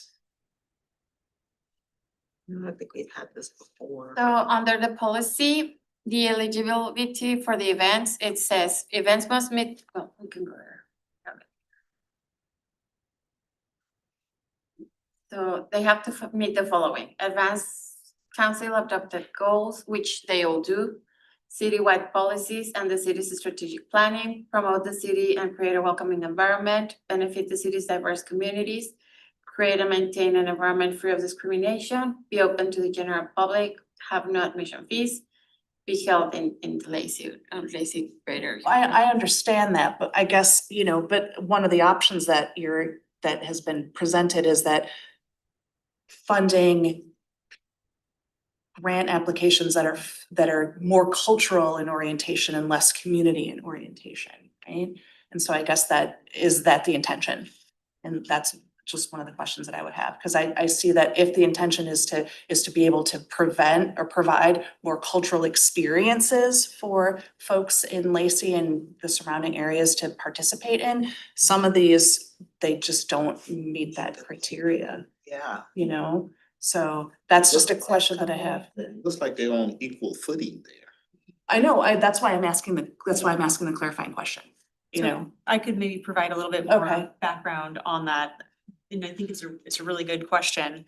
And I'll start by answering maybe the second part of your question of, is this something that the city is going to continue doing moving forward? And I think I just want to make sure that we're all aware that the council has provided funding this year as a pilot program, and that we'll be taking a look at, you know, how the funding works and whether or not we're continuing to move forward with the program itself, which would be at council's discretion to move forward with. And so I think to start with that point, only to go back to the question that you asked of, you know, is this with council's direction, was it to provide, you know, community events? Was it to provide cultural events? Was it to provide community and cultural events? As it's kind of written right now with the policy, it's pretty broad, right? It says cultural and community events. And that's why the recommendation here for number 3 was to maybe emphasize those that hit both the community element and the cultural element. So that way it's, you know, having both of those two parts of the policy, recognizing that you could apply as just a community event, you could apply just as a cultural event. And so it is a good question. And I think that's something, you know, as we go through this process, this being the first year, that, you know, after this first, we may want to get some feedback and further delineation. And that's really common with, you know, some of our policies of, hey, we did it. We found out maybe we need to tweak this and consider it and moving forward. But as written right now, it does allow for both community and cultural. Thank you. And then the question I had was with the attendance portion of it. If it's open to the community, why the wider range of attendance? I guess, because you got everything from, under 100 to 5,000. It depends on the organization and the nature of the event. The attendance is an estimate. Some of them are based on their previous experience if they've done the event in past years. Some of them, it's their first time, so they're just estimating that's the number that they're estimating. But it's really, it was, for some of them, it was hard to determine the number. Yeah. But again, it depends on the size of the event too, because some of them are like a summer camp, for example. So it's gonna be probably, because of the nature of the event, they expect a smaller attendance. But again, we made sure that they were all in agreeing on accepting everybody who shows up at the date of the event and be able to participate when they show up the day of the event. Okay. And then the other question I had, the one that has the LTAC funds. Polynesian, Polyfest. So they're also doing this and LTAC, so they'll have a couple of different requests in. And that's okay to do as well. That's within policy. Yes. Okay. All right. Yeah, that was it for me then.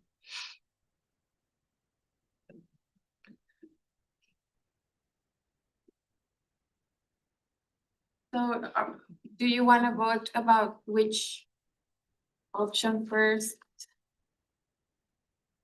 Because that depends on how we move forward. Sure. When I had made my comment earlier, that kind of reflect what Annette was saying. And we went through a lot talking about these community and cultural grants and the kind of groups and people in the community that don't ordinarily have an opportunity to apply for grants. So that combination of community and culture, I think, we sent a statement about the kind of things we're looking for as far as the option discussion goes. And we know which 8 there are. Mm-hmm. We've identified those 8. Okay. So just It was summarized on this, yeah. to outline, if you do look at the spreadsheet you have right now, it is the teal color Okay. elements, and then the I guess the red or pinkish color would be the community events. It also denotes it here under event type as well. So what is your pleasure as it relates to which option you want to approach? And that determines where we go from there. Looking at the 4 options on the screen. Thinking 3. I'd entertain a motion so that we can move forward. I motion going with prioritizing the funding and community cultural event option. Is there a second to option 3? That's on the screen in front of us. Second. And so the second needs to come from the Commissioner on Equity, although we do appreciate your feedback on Wasn't the sure, topic. it's been a little bit of Second. in this process, to be honest with you. Sure. So, okay. John, did I hear a second from you? You did. Okay, it's been moved and seconded then that we proceed with option 3 of prioritizing funding for community and cultural events combined. And there are 8 of the 12. Any discussion on the motion to go with option 3? Hearing none, those in favor, say aye. Aye. Aye. Opposed? Nay. Abstentions? Abstaining, right? So I'm in, not quite sure which side I fall on. okay. Pardon me? I'm not quite sure what side I fall on, so.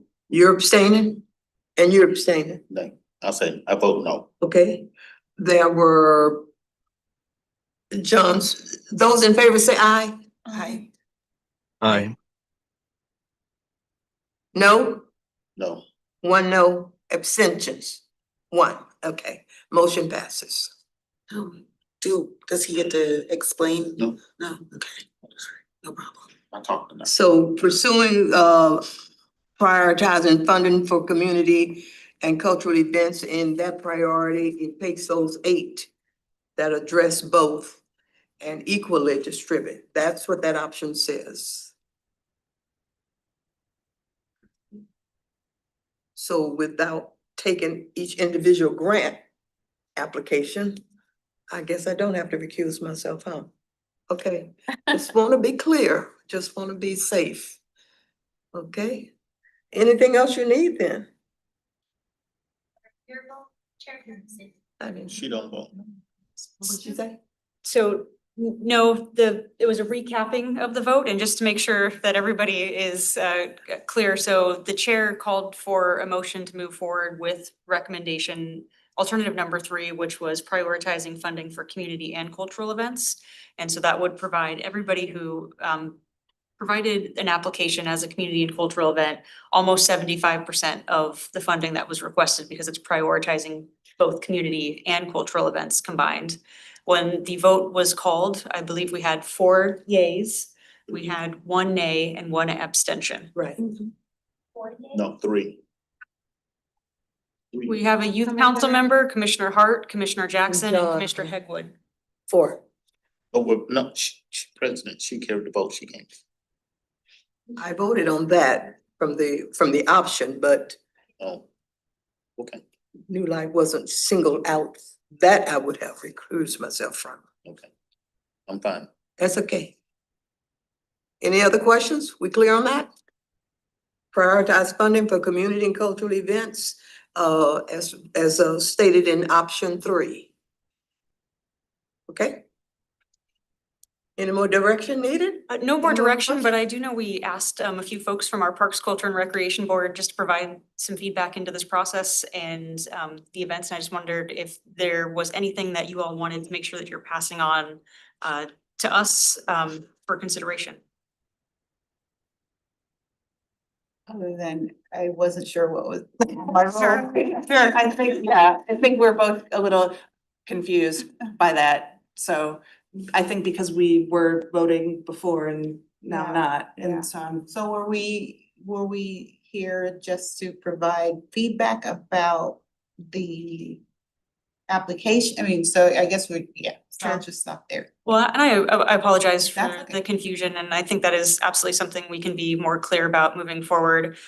So with the first policy that we went over, it does expressly state that as part of that process, that board will involve some other community groups. This one is a little bit different, where it does talk about having the Commission on Equity be the advisory board. However, I think really good feedback, because you all are involved in, our Parks, Culture and Recreation Board, and get a lot of insights from there. And so we absolutely wanted the opportunity to get some, feedback and perspective from you all. So I apologize for the confusion. And that's actually helpful to clarify. Yeah. I think that some of the confusion lies in the fact that it feels like the city is starting to embark into the cultural and art space that doesn't have a home yet. And so because it doesn't have a home, like a permanent home, I should say, right? It's starting here, which I think is great. But then developing policies and procedures for what does that look like over time? And so, from, because I'm new to this space, and it sounds like a lot of these things, these are ideas and concepts that have just come up this year, right? They're brand new. So a brand new poet laureate, brand new cultural and community grants, which I think is fantastic. But also it's like, well, where does that live in the space for the city moving forward, right? And so, for me, that's where the confusion has been a little bit, like, I'm not sure where we're supposed to sort of sit in this whole space, And also I wanted to say, when you were having the conversation about the arts, sorry that I jumped in like that, but that word is like very specific in the arts and it's in the arts field around that very same thing that you were talking about around what do you do with a piece of art that either is broken, no longer fits the space, it gets vandalized beyond repair, et cetera, et cetera. And there's oftentimes a very formal process that public art, conservators go through to make sure that those art pieces are taken care of. And so I was like, the word is deaccession. I kept saying that to Michelle, poor Michelle. So thank you for allowing me that outburst. I appreciate it. No, we appreciate that comment, and when we were going through the policy, we found that term over and over again in other policies, and we were like, is there a way we can like look to plain language it? But I appreciate kind of the art of the term itself as being very specific. And to your point, Annette, I think it's a really good one of, the city is, kind of taking baby steps into this world. And that's where we've written in a lot of these policies, some broadness of, an art committee, or if no art committee exists, right, to be able to evergreen that in the future for consideration. So I think it's a point well taken. You guys are doing a great job with it. I mean, considering that it's brand new, the fact that you're willing to step into that place, I think is really speaks a lot to the city's leadership, so. Great. Again, we thank you for being here, providing that input. We go on then to our commissioner reports. Item 8. Shannon, you're reporting on the cultural celebration? I'm really just gonna kick off this conversation and then hopefully get some feedback from you all. So, Veronica, if you don't mind handing me the mouse. And what I just wanted to share, and I know you all were part of this Lacey cultural celebration, is just a couple of slides of photos from the celebration itself. And then I'd love to hear you all talk about, kind of what your experiences were like and if there's anything we could be considering in the future. So just really quickly, thank you all for participating in it. As you all recall, we had this exercise. We did something a little bit differently this year, where we were getting feedback from young artists who stopped by the booth, and they could draw, something that really spoke to how they were a part of the fabric of our community and how they were invested in equity, inclusion, belonging. And so we got some fantastic art. We also had some fantastic booth members. And so you can see here, we've got our Commissioner Hart, Commissioner Brown, and then our Chair Jackson right here, joined with some of our Lacey Youth Council members and even a Lacey City Council member here with Councilmember Seal. We got a youth council member looking at our first full board of artists, art that we got from the community. We have our second shift here with some new youth council members. We also have our city manager joined by the council member and our very own Commissioner Sauer. And we have another full board of art. We also had some pictures of some of the young artists. And then our final commissioner here, Commissioner Garza, helping hang up some of the art that was created and almost completing an entire. We took all of the art pieces here that we received throughout the entire day and created a mosaic showing the fabric of the community. I do want to highlight again that this idea came from Commissioner Hart, your inspirational item of fabric, and then Commissioner Clay Tapestry. had this idea of, can we make that into a interactive element for the cultural celebration? And so with that, I'd love to hear from you all a little bit on your experiences and anything we should be looking for in future years. I thought it was great. Again, I enjoyed it, being able to interact with community members, and always enjoy when they came up and said, Commissioner, tell me about that. Tell me what you guys do. They had those questions, which was, really good. So I like that. And then others, I wanted to talk about the proclamation on a DEI, on that piece. And, so it was interactive. I like that. And then I was blown away with the kids and the art. I'm like, who's gonna draw pictures and stuff? And when they got into it, I was like, oh, okay. You couldn't tear them away. Come on, let's go. I did. So I was just impressed with how popular that was. Yeah, I mean, even the young ones that couldn't, like I talked to a family that had really young kids and like trying to break it down because the little girl was like maybe 5 and trying to, help them to understand diversity within their own family, something that they could relate to. And she had a little sister and then mom and dad. And I was like, okay, well, where's the diversity in your family? You've got more girls and you've got a guy. So I was like, yeah, draw a picture of your family, trying to help them grasp it at that level there. And then talking to people who wanted to volunteer. And then one of my friends came up and engaged with some of the youth council about some things with the homeless street youth. My friend Danny was talking with them about that and bringing up some things that I didn't even know about either. I've got to go back and look at my notes what that was. And then what I actually enjoyed too was talking with some of the young adults, high schoolers that were in the area and asking them if they knew about the youth council because one of the last meetings that we had here last month, matter of fact, I asked my small grouping, how did they find out about the youth council? Because I didn't really know too much about it until I joined the board and just having kids that just recently graduated high school. And so I wanted to make sure that other people in the community knew about it. Now, who I actually ended up talking to were people that were in the Clover Park district. And I don't know if they have something like that in their city council or in their city. But I was like, look into it because I also didn't know if it was a part of student government. And I think some of the youth council kind of have dual hat within their school and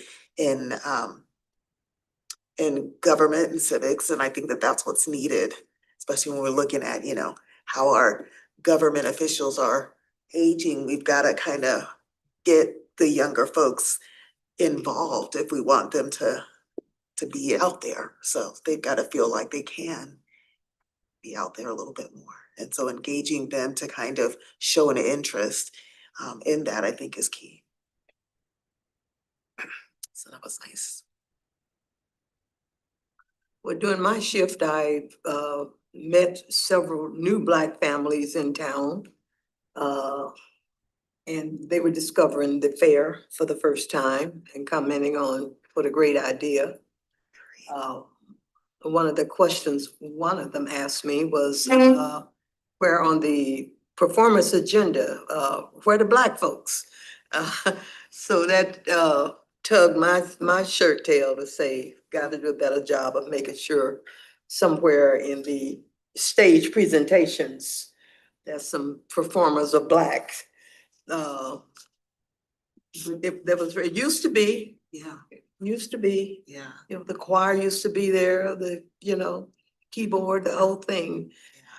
And it didn't dawn on me that that's right. For the past few years, there has not been any presence of Black performance. Yeah, how do they reach out to the different performers? Quite I a was- variety of excellent performances. Yeah. I was even thinking, my daughter has a special needs cheer team. And, I have them within my business. I allow them to come out and do fundraising, kind of like a pop-up takeover.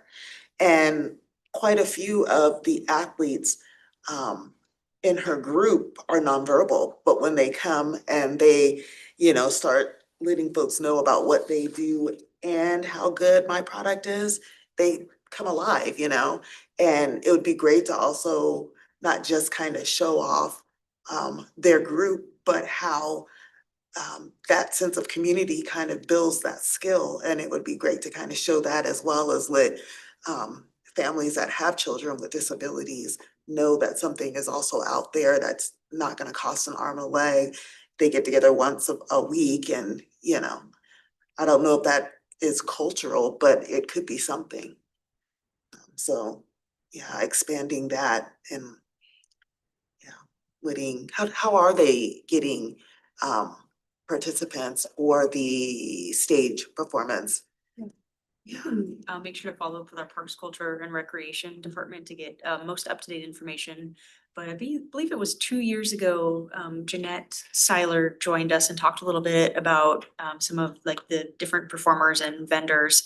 And I believe they have an application that is available, but I'll make sure to follow up and see if there's any updates that we can provide you all, how they determine potential folks for the Lacey Cultural Celebration. Yeah, because I know the year that I did it, I remember seeing it in the flyer that comes with your bill about it coming up. And so I think probably this upcoming year as it gets advertised, maybe I'll do a little bit more outreach, just on my personal, just to kind of make folks aware of some of those things. It snuck up on me this year. Yeah, it did with me Because too. we were at our meeting and then the fair was the following weekend. I said, is it here already? Serious. So it just had not been on my radar mind at all to try and recruit, you know, people to come or to perform. It just was here. Wasn't it earlier than usual? You know, I think it's always the like first or second Saturday of March. Oh, And so I think it was early. no, that's when it was. Yeah, yeah, okay. Life sneaks up. I'll do better. I'll try to do better. I think it snuck up on all of us. Oh, So okay, I feel better Yeah. then. Wasn't just me. But it was good. I enjoyed myself. Then we have item B, if there's no other comments on the cultural fair. Evergreen College Equity Symposium. I don't even have the date. I don't have a lot of that. I have- Oh. My hero.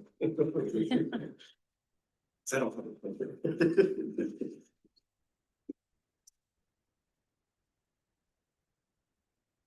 Oh.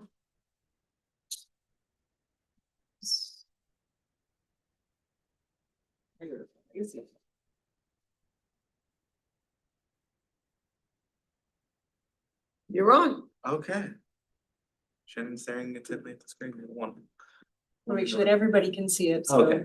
So you can access it on the website as well, which is how I found out about it. But it's an event designed to be more than just a series of sessions. It's gonna be a full day experience centered around community equity and essentially collective learning as this kind of thematic for Evergreen. The day begins in the morning with an opening plenary that grounds everything in Mapuche. I may be butchering that worldview. And it goes into the historical aspect of living energy, Gen, and essentially a space where people gather to learn, make decisions, and build community. It'll also go into how fire has often been used in Western contexts as a tool of violence against Indigenous peoples. And that's a focus of that. It essentially is inviting all participants to kind of rethink of their relationship with the natural elements as well as each other, and to approach the day with attention and collective responsibility. And this is just because I reached out to them, so that's why I have this information. Towards noon, it'll be a community lunch in the House of Welcome, which is a place of significance in Indigenous and tribal relations within Evergreen. And it's not so much a lunch break. During this, it'll be an extension of the event's values. The meal is going to be locally sourced and thoughtfully prepared and reinforce a lot of the themes of sustainability, connection, and shared space. So it's about connecting and communicating with people. And just don't talk with your mouth open and full. In the afternoon, the focus shifts to some workshops that are going to be led by students, staff, and faculty. This portion of the day emphasizes participation and shared learning rather than a top-down approach where someone is speaking to you. It's kind of a circle. It's more of a community engagement, create a space for multiple voices and perspectives to speak and learn from each other, allowing the attendees to engage more directly with the topics that are being discussed and to resonate with them and kind of gather experience from people that are participating. And Christina Jimenez Moreta is going to be the keynote speaker at 7 p.m. and that's open to everybody as well.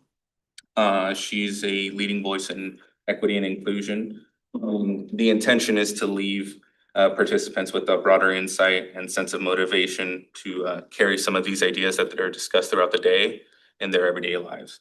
The structure of the overall day goes from reflection, community building, active learning, and ending with inspiration from the keynote speaker that emphasizes both the understanding and impact going forward.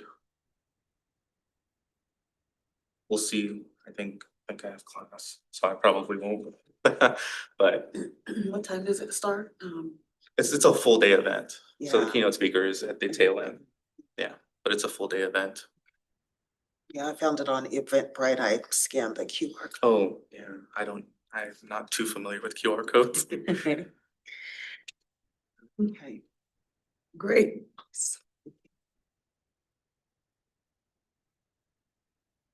April 15th. That day is, rings a bell for some reason. Yeah. So then item C, Thurston Fall 2026 DEIB Summit Update. John and Veronica. John, are you still there? I'm here.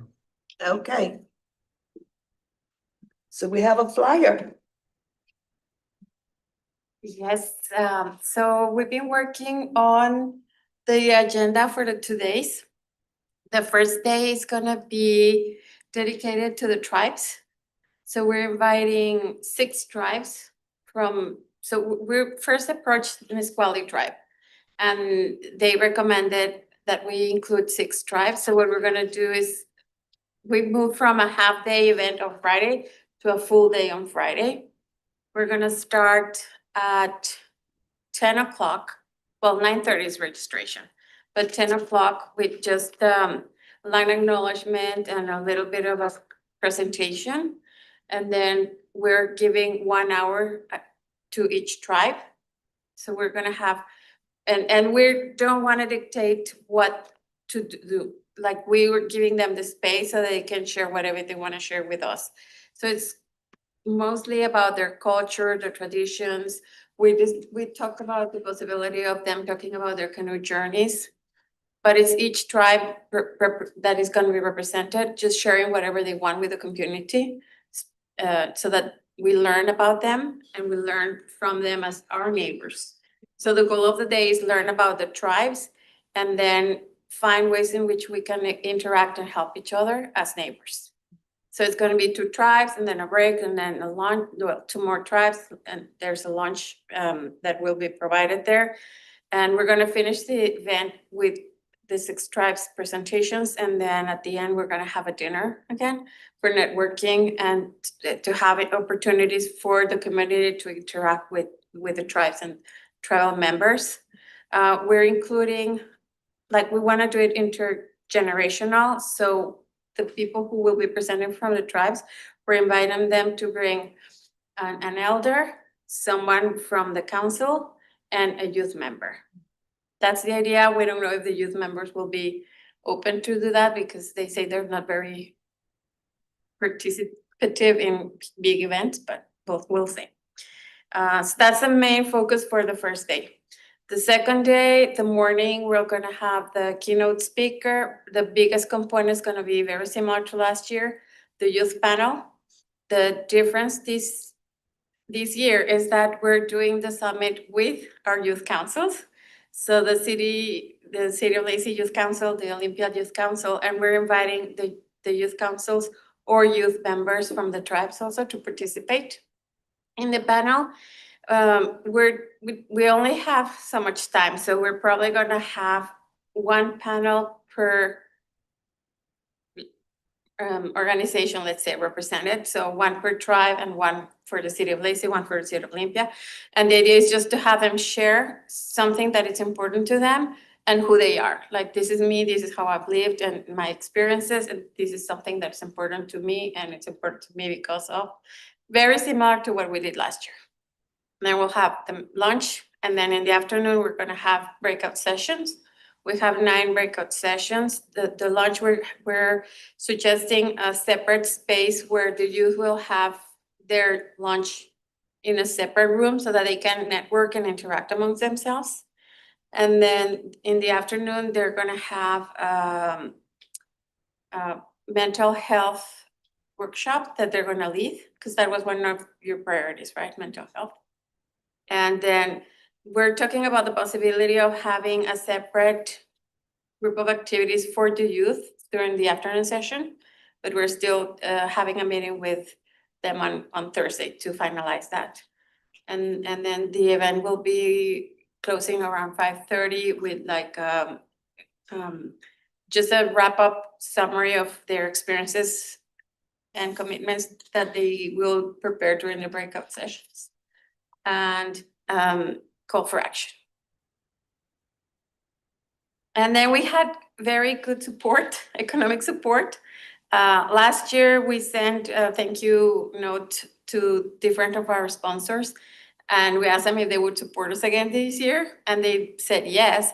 So Thurston County is giving us $5,000, City of Olympia is giving us $5,000, and there are other smaller donors. So the tribe is a keynote speaker this year? No, so the tracks is on Friday. There's no keynote speaker because we want to give them all the same opportunity. Okay. The keynote speaker is gonna be on Saturday. Okay. And do you know who that is just yet? Well, we have one person, but she's no longer available. So we're thinking about probably doing a video from I forgot if she's a representative, Marilyn Strickland. Okay. So she would be the keynote speaker, but she wouldn't be there in person. It would be through a video. Okay, so pre-recorded. Yeah, and they want to do it like that to avoid any potential conflicts. Okay. Well, it sounds like that planning has gone well. Yes, we've been working very hard at it. Yes, great. And then, when will we see like the flyer and stuff up and out so that we can post it out? Social media. The flyer is in the packet. Okay. Oh, and here, so I'm okay to go ahead and put that out? Yes, That's the final version? yes. Okay. Yeah. Do you have anything to add, Michelle, about the youth component? I think it's nice that you included the mental health from our joint meeting, the feedback that we gave. Yeah, that was very important. And that takes us to item 9, director report. Commissioners, I just have a few directors' reports for you this evening, and I'll start off with one that actually came in from Commissioner Sauer, who could not be here today. But she did forward me the Store Optimists of Olympia and their Exceptional Women Awards, and I think we actually have a few previous winners here on the commission, including Thelma Jackson here. But I did want to highlight that for 2026, Annie Clay, our commissioner, has been nominated and an awardee of the Exceptional Women Awards, and that there is going to be a banquet that goes with that. And I don't know if Thelma, since you have been to one before, Chair, if you could speak a little bit about the event. I see it's again at Indian Summer, and it was a luncheon last year. And Kim Sauer and I were both honored among that list of exceptional women. But it's an annual thing that the Seroptimist Club does, and very well attended. And I was hoping I could find the date of that to try and be present for Annie. Lots of family and friends show up to support the awardees. Very nice awards. And it's dinner this time instead of lunch, so Later on the day. what is the price? And the date is May 2nd I at see the date, but I 5:30. purchase your ticket now, but I was looking. Okay, I can find that out. But Annie will enjoy that. And It's right after our summit. pardon me? It's right after our summit. Mm-hmm. Mm-hmm. And I see that she was nominated by the city. Did you see that? I believe maybe Commissioner Sauer was a part of that, or maybe some other commissioners on here, but yes. Yes. The Equity Commission, yeah. But congratulations to Annie. Yes. And she's in India. Yeah, I That's know. her global travel this time. She's in Really? India and couldn't be here for this meeting today. Nice, but well deserved. Great. Thanks for sharing that. The second item I have here, I'm actually gonna hand it over to Veronica, and that is for the Women's Dignity School and Multicultural Women Leadership Workshop. And Veronica, if you can talk a little bit about that. This is a new nonprofit in the state. The founder is really a lady who was nominated for the Nobel Peace Prize in 2005.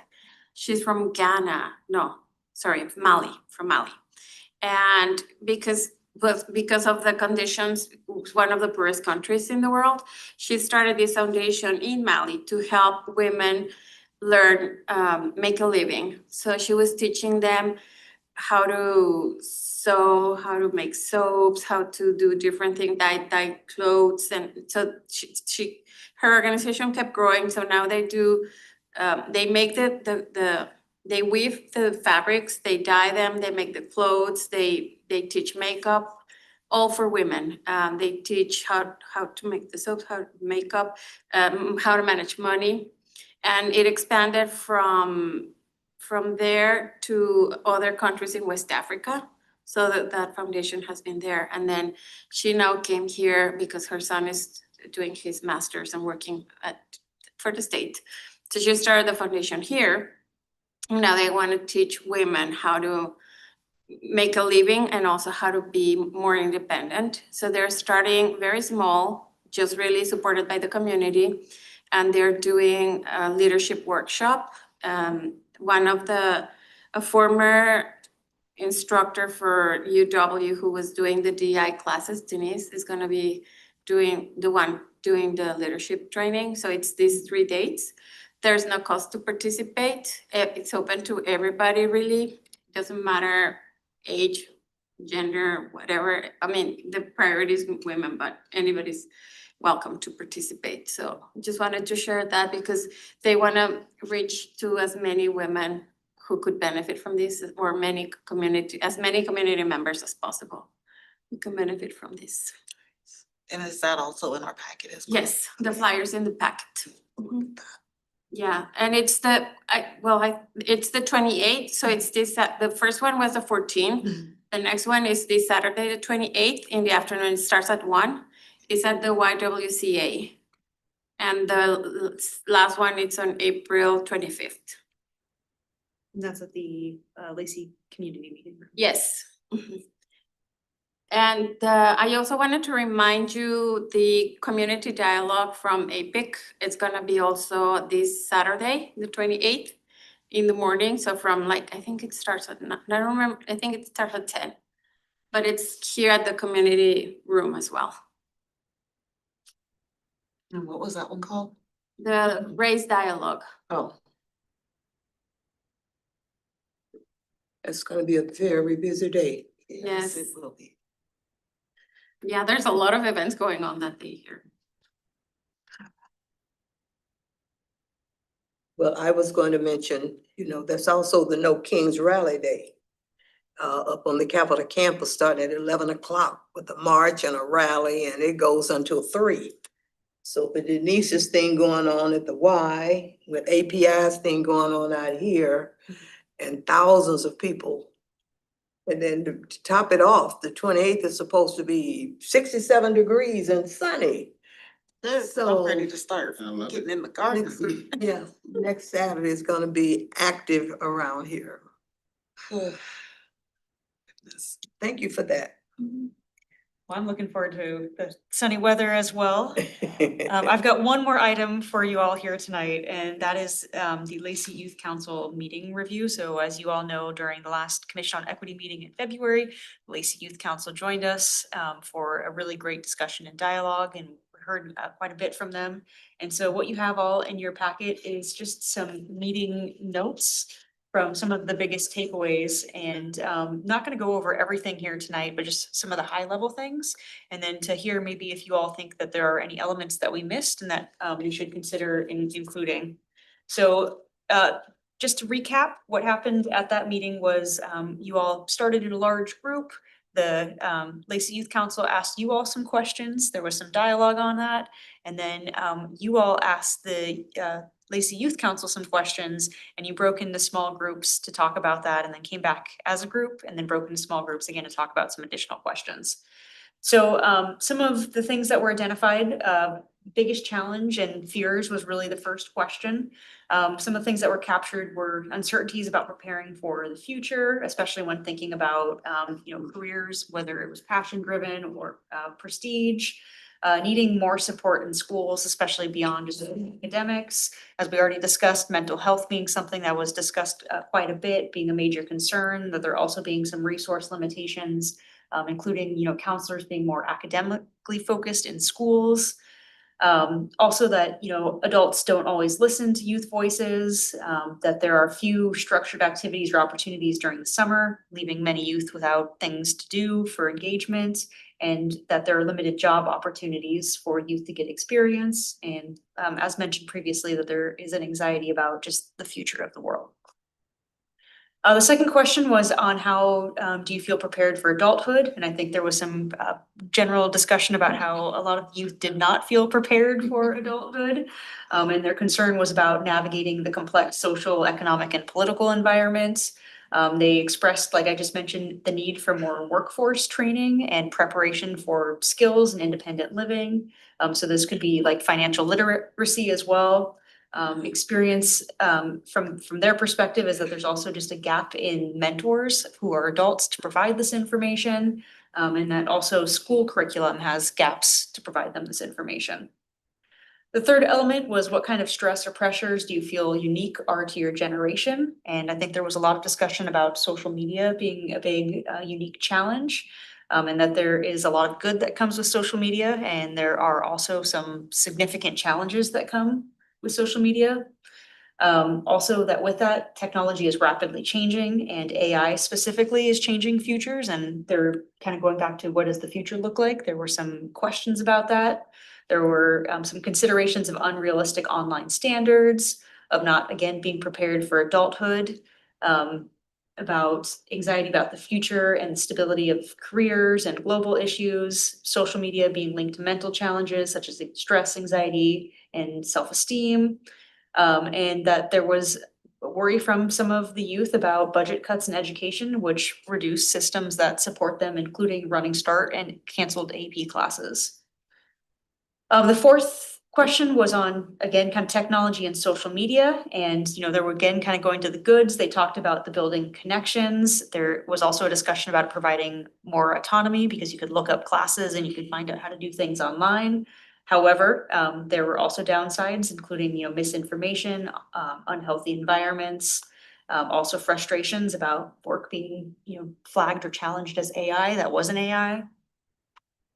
The fifth question was about priorities, and what came up was schools, sports, life after high school, being more involved in the community, helping plan the youth summit, looking towards a youth center. And one of the things that was brought up is that winter becomes really challenging as well. I mentioned summer being challenging, but winter is challenging because you can't go outdoors. So just having a venue for the youth to be in, whether that's a youth center, or something like that, having those mentorships, and then also having internships. The sixth question was on what does meaningful youth participation look like? And there was a lot of good discussion of having those structured opportunities for youth engagement, such as the small groups that we just talked about. Also like the workshops for the Diversity, Equity, Inclusion, Belonging Summit. Creating designated spaces within schools where students can share ideas, allowing, students who want to lead and are passionate about leading to be able to be in those positions, participating in youth-focused groups or councils such as the Lacey Youth Council, and, creating a safe space where it's optional, but there can still be meaningful ways to collaborate. That creation of those youth spaces, like we talked about with the youth center, having events that are specifically tailored to preparing teens for adulthood, accessible resource information and hubs, having more opportunities that are created by adults for youth to be a part of decision-making and to follow through on those ideas, and to empower youth with agency and tell them what they can do rather than limit them to what they can't do. And then the last question was about communication. What are the best ways to communicate? And we heard Instagram come up as one particular type of social media, but social media in general, email, school morning announcements, posters in schools, partnerships with schools, sports, clubs, and then people with influence. And then got two more questions here. Question 8 was on folks who they thought maybe were unheard or excluded. And I think one of the key things that was discussed was how the community does a great job of creating opportunities for people to be heard, but that youth felt that there could still be some groups that have extra barriers, including youth from families struggling with addiction, youth experience homelessness, youth with disabilities, and youth with limited English proficiency. And you could potentially remove some of those barriers by creating a welcoming environment and targeting resources to them. The last question was on, without identifying specific individuals, have you observed any systemic inequities or other ongoing challenges? And again, there was a sentiment that Lacey makes a strong commitment, but that there are, social cliques within schools that create barriers. There is a need for better outreach to youth that don't have strong social networks and don't typically attend community events. And also kind of in line with, question number 8, immigrant youth and families face challenges. And that there's a recognition that some youth appear very stable, but are actually, struggling. And there was a discussion about, gambling being something that some of the youth council members brought up. With that, I know that was a really high level overview, and I just want to see if there was anything that was missing, should be added to the meeting notes with the Lacey Youth Council. The only thing I see missing is alluded to, the youth I was meeting with. They talked about how worried they are about so much stuff. And said the worrying that leads to the depression, that they connect directly to youth suicide. And that youth suicide is a much bigger issue in this community than being acknowledged. It talks about worrying, but the word suicide didn't come up. And the whole idea of a youth center, a youth hub, because they say the profession, not the professionals, but the staff in the schools are not equipped to counsel them. And I mean, my 2 I was talking to said they're barely equipped to help you get to college, not to mention your emotional problems, and a neutral place that young people can go to without it being your school per se, but a neutral place in the community that youth can seek out the professional help, the mental health, the employment referrals, the internship information. So they got kind of excited about the idea of a youth hub or a youth club or youth something. But they were very, very outgoing. I mean, that's an awesome summary to share with city council people, school people, because they really opened up. And these are the school leaders. And they didn't feel as though they could talk that openly to anybody at their school. And I was saddened by that. Really saddened by that. So when we talk about equity, where are the inequities when it comes to our youth population? And so it all kinds of really lays it out there for us through their eyes, through their words. But mental health just really kept coming up. The depression, they have so much to balance. There's the schoolwork, there's the sports, there's the, all of that stuff that they're supposed to balance, they say. And so it just becomes overwhelming. Just becomes overwhelming. And they say they worry about a lot of their peers, that don't have solid family structures or mentors or whatever. And it was really alarming as they, raised the flag of just how fragile our youth population really is. And these are our high achieving kids. These aren't the marginalized ones or the, but that's an awesome list of things to share with other decision makers in our community who care about our youth and the future of our community. That's the future. That's our future. No, I added or asked my small group some things that weren't on the actual list, because I never really got a chance to stop and think about or submit anything. But I know I had asked them about, do they have siblings, where they fall at in the line of siblings? And if they were younger, how did what their older sibling do as far as going off to college or maybe going to a trade school or going straight to work and watching that, how did that affect them? You know, seeing it from the outside looking in and thinking about, you know, the choices they're gonna make going forward.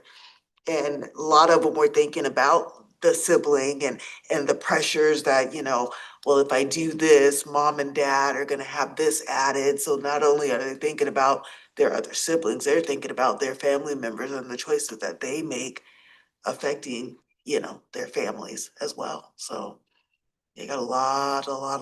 I'm happy and thankful that you guys opened up, you know, to us and trusted the grown-ups in that meeting setting, um, you know, and opened up when especially a lot of you felt that in your school setting where you're at the majority of the day, you weren't being heard or things just weren't you know, that you felt maybe some of the adults were failing where they shouldn't be. So thank you for that. There was, I think, we were in the Lacey Youth Council and we were reviewing the joint meeting as well. And we talked about mental health and I think it was either Timberline or River Ridge. They said they had a separate counselor for the mental health and emotional regulation from their scheduled counselor. But my school didn't have that. So I don't know if that's something the school board can change or my school has to change, but know the processes for that. That's crazy. And you, I believe you had a homeschooler in your group. So as she's mentioning the different things that are available at the different schools, what about your homeschooler? No access to that stuff. Oh my gosh. And they talked about the lack of cultural relevancy of the curriculum. And one of my students was saying, well, we're piloting the AP African American Studies. Yeah. And the other one said, you all are, you know, so it's at one school and not another. Yeah. So the lack of equity, you know, but I think somehow if we can share what the students shared with us, with folk that are more directly associated with the students, the school board. Do they know this is how their young people are feeling? Just because they aren't hearing it in the schools or the principals, it doesn't mean that when given an opportunity, they don't really open up and you know, share their feelings. But we've got some problems. Yeah, I would say this opens the door for the work session we had with the city council when they said be bold and move forward on some things. And one of the things we talked about was potentially having a work session with the North Thurston, you know, school board leadership. And it was something we should, you know, put on the table and look toward, you know, scheduling something along those lines in the future. You know, but it's something we just need to put on the back burner and start to move it forward. Yes, especially when the kids are, I wouldn't have had the forewithal to think about budget cuts as somebody in school. That wouldn't have been anything I'd have even had on my radar when I was their age, thinking about how budget cuts are really affecting them. Yeah, and you know, you've got some of the youth that are really wanting to delve more in depth as far as possibly even helping their family members by being able to do Running Start or taking AP classes, but not enough people are in there. And so it's those classes that get Yeah, they're cut. worried. Yeah, They're worried. there's gotta be a way to have a hybrid version of it for those that really want to challenge themselves educationally. So. Well, it's interesting that their youth conference coming up, their theme is Adulting 101. I thought that was very That's good. interesting how that theme was arrived at. Now, I'll just share this as an aside. Shortly after we had that meeting and all of this information and the depression and the worrying of whatever, there was an incident in the community that just never perked up to the top for most people to hear about. But I think it was the following week, there was an 8th grade young lady from at Nisqually who hung herself. Oh my gosh, I did not hear Who about hung that. herself. And they looked at her social media, whatever stuff, and found out that there was a group of them who had made a pact that they were gonna do this together. I learned about it through the advisor to the Black Student Union, but hung herself in her room. And it just brought home to me what the students had talked about, the kinds of things, and appeared to be a normal kid, an officer in the Black Student Union, a biracial student, but hung herself, 8th grade, 14-year-old. And the police discovered in her social media stuff and got a hold of those other girls in the group that they'd made this pact. Did the rest of the girls follow through with it? Or was Hmm? it just the girl? When did this happen? What happened with the group? I don't know. I wasn't able to follow up on it. Oh, It was man, very hush hush, that's so very disheartening. hush hush. But, you know, an 8th grader feeling the need to commit suicide and to hang himself.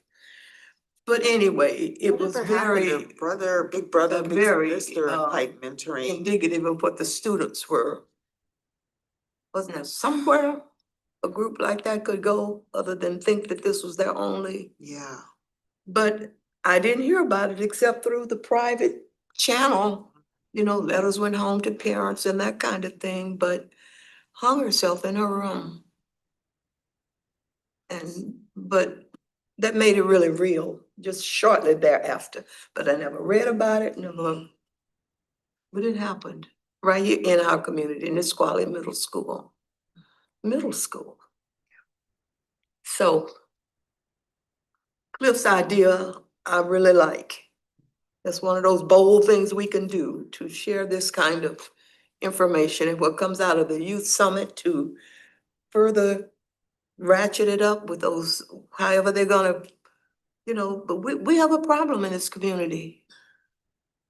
And our kids are feeling as though they're being listened to.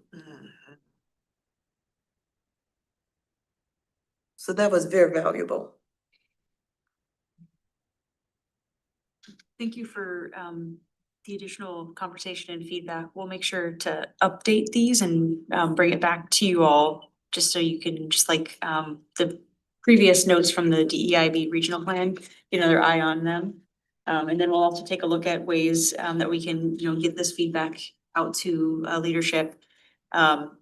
And we'll also be taking, Commissioner Brown, you brought up the, the Be Bold and the work plan. We'll be taking a look at that at our next meeting in April and going over some of that. So that will be coming back to you all. I just want to make sure that you're aware of that. Great. Well, is there any other business to come before the commission this evening? I have just one more thing. On April 18, we have the home buying fair, home buying expo. It's Right. gonna be at the Olympia Center from 10 a.m. till 2 p.m. And the workshop on the home buying journey, it's at 11:30. And we have that translated into 5 languages. And those flyers are ready? Yeah, I didn't include it in the packet, but I can send them to you. Okay. And also Thurston County finally has their equity inclusion, so DEIA, so equity inclusion, diversity, equity inclusion and accessibility program manager. His name is Kenny Jarbrough. He's from Tennessee. So he comes from Tennessee. His background is mostly academic. He's in universities and DI departments. Great. Hearing nothing else, then we stand adjourned at 8:08. All right. That clock right? Oh, gosh. Close enough? Okay.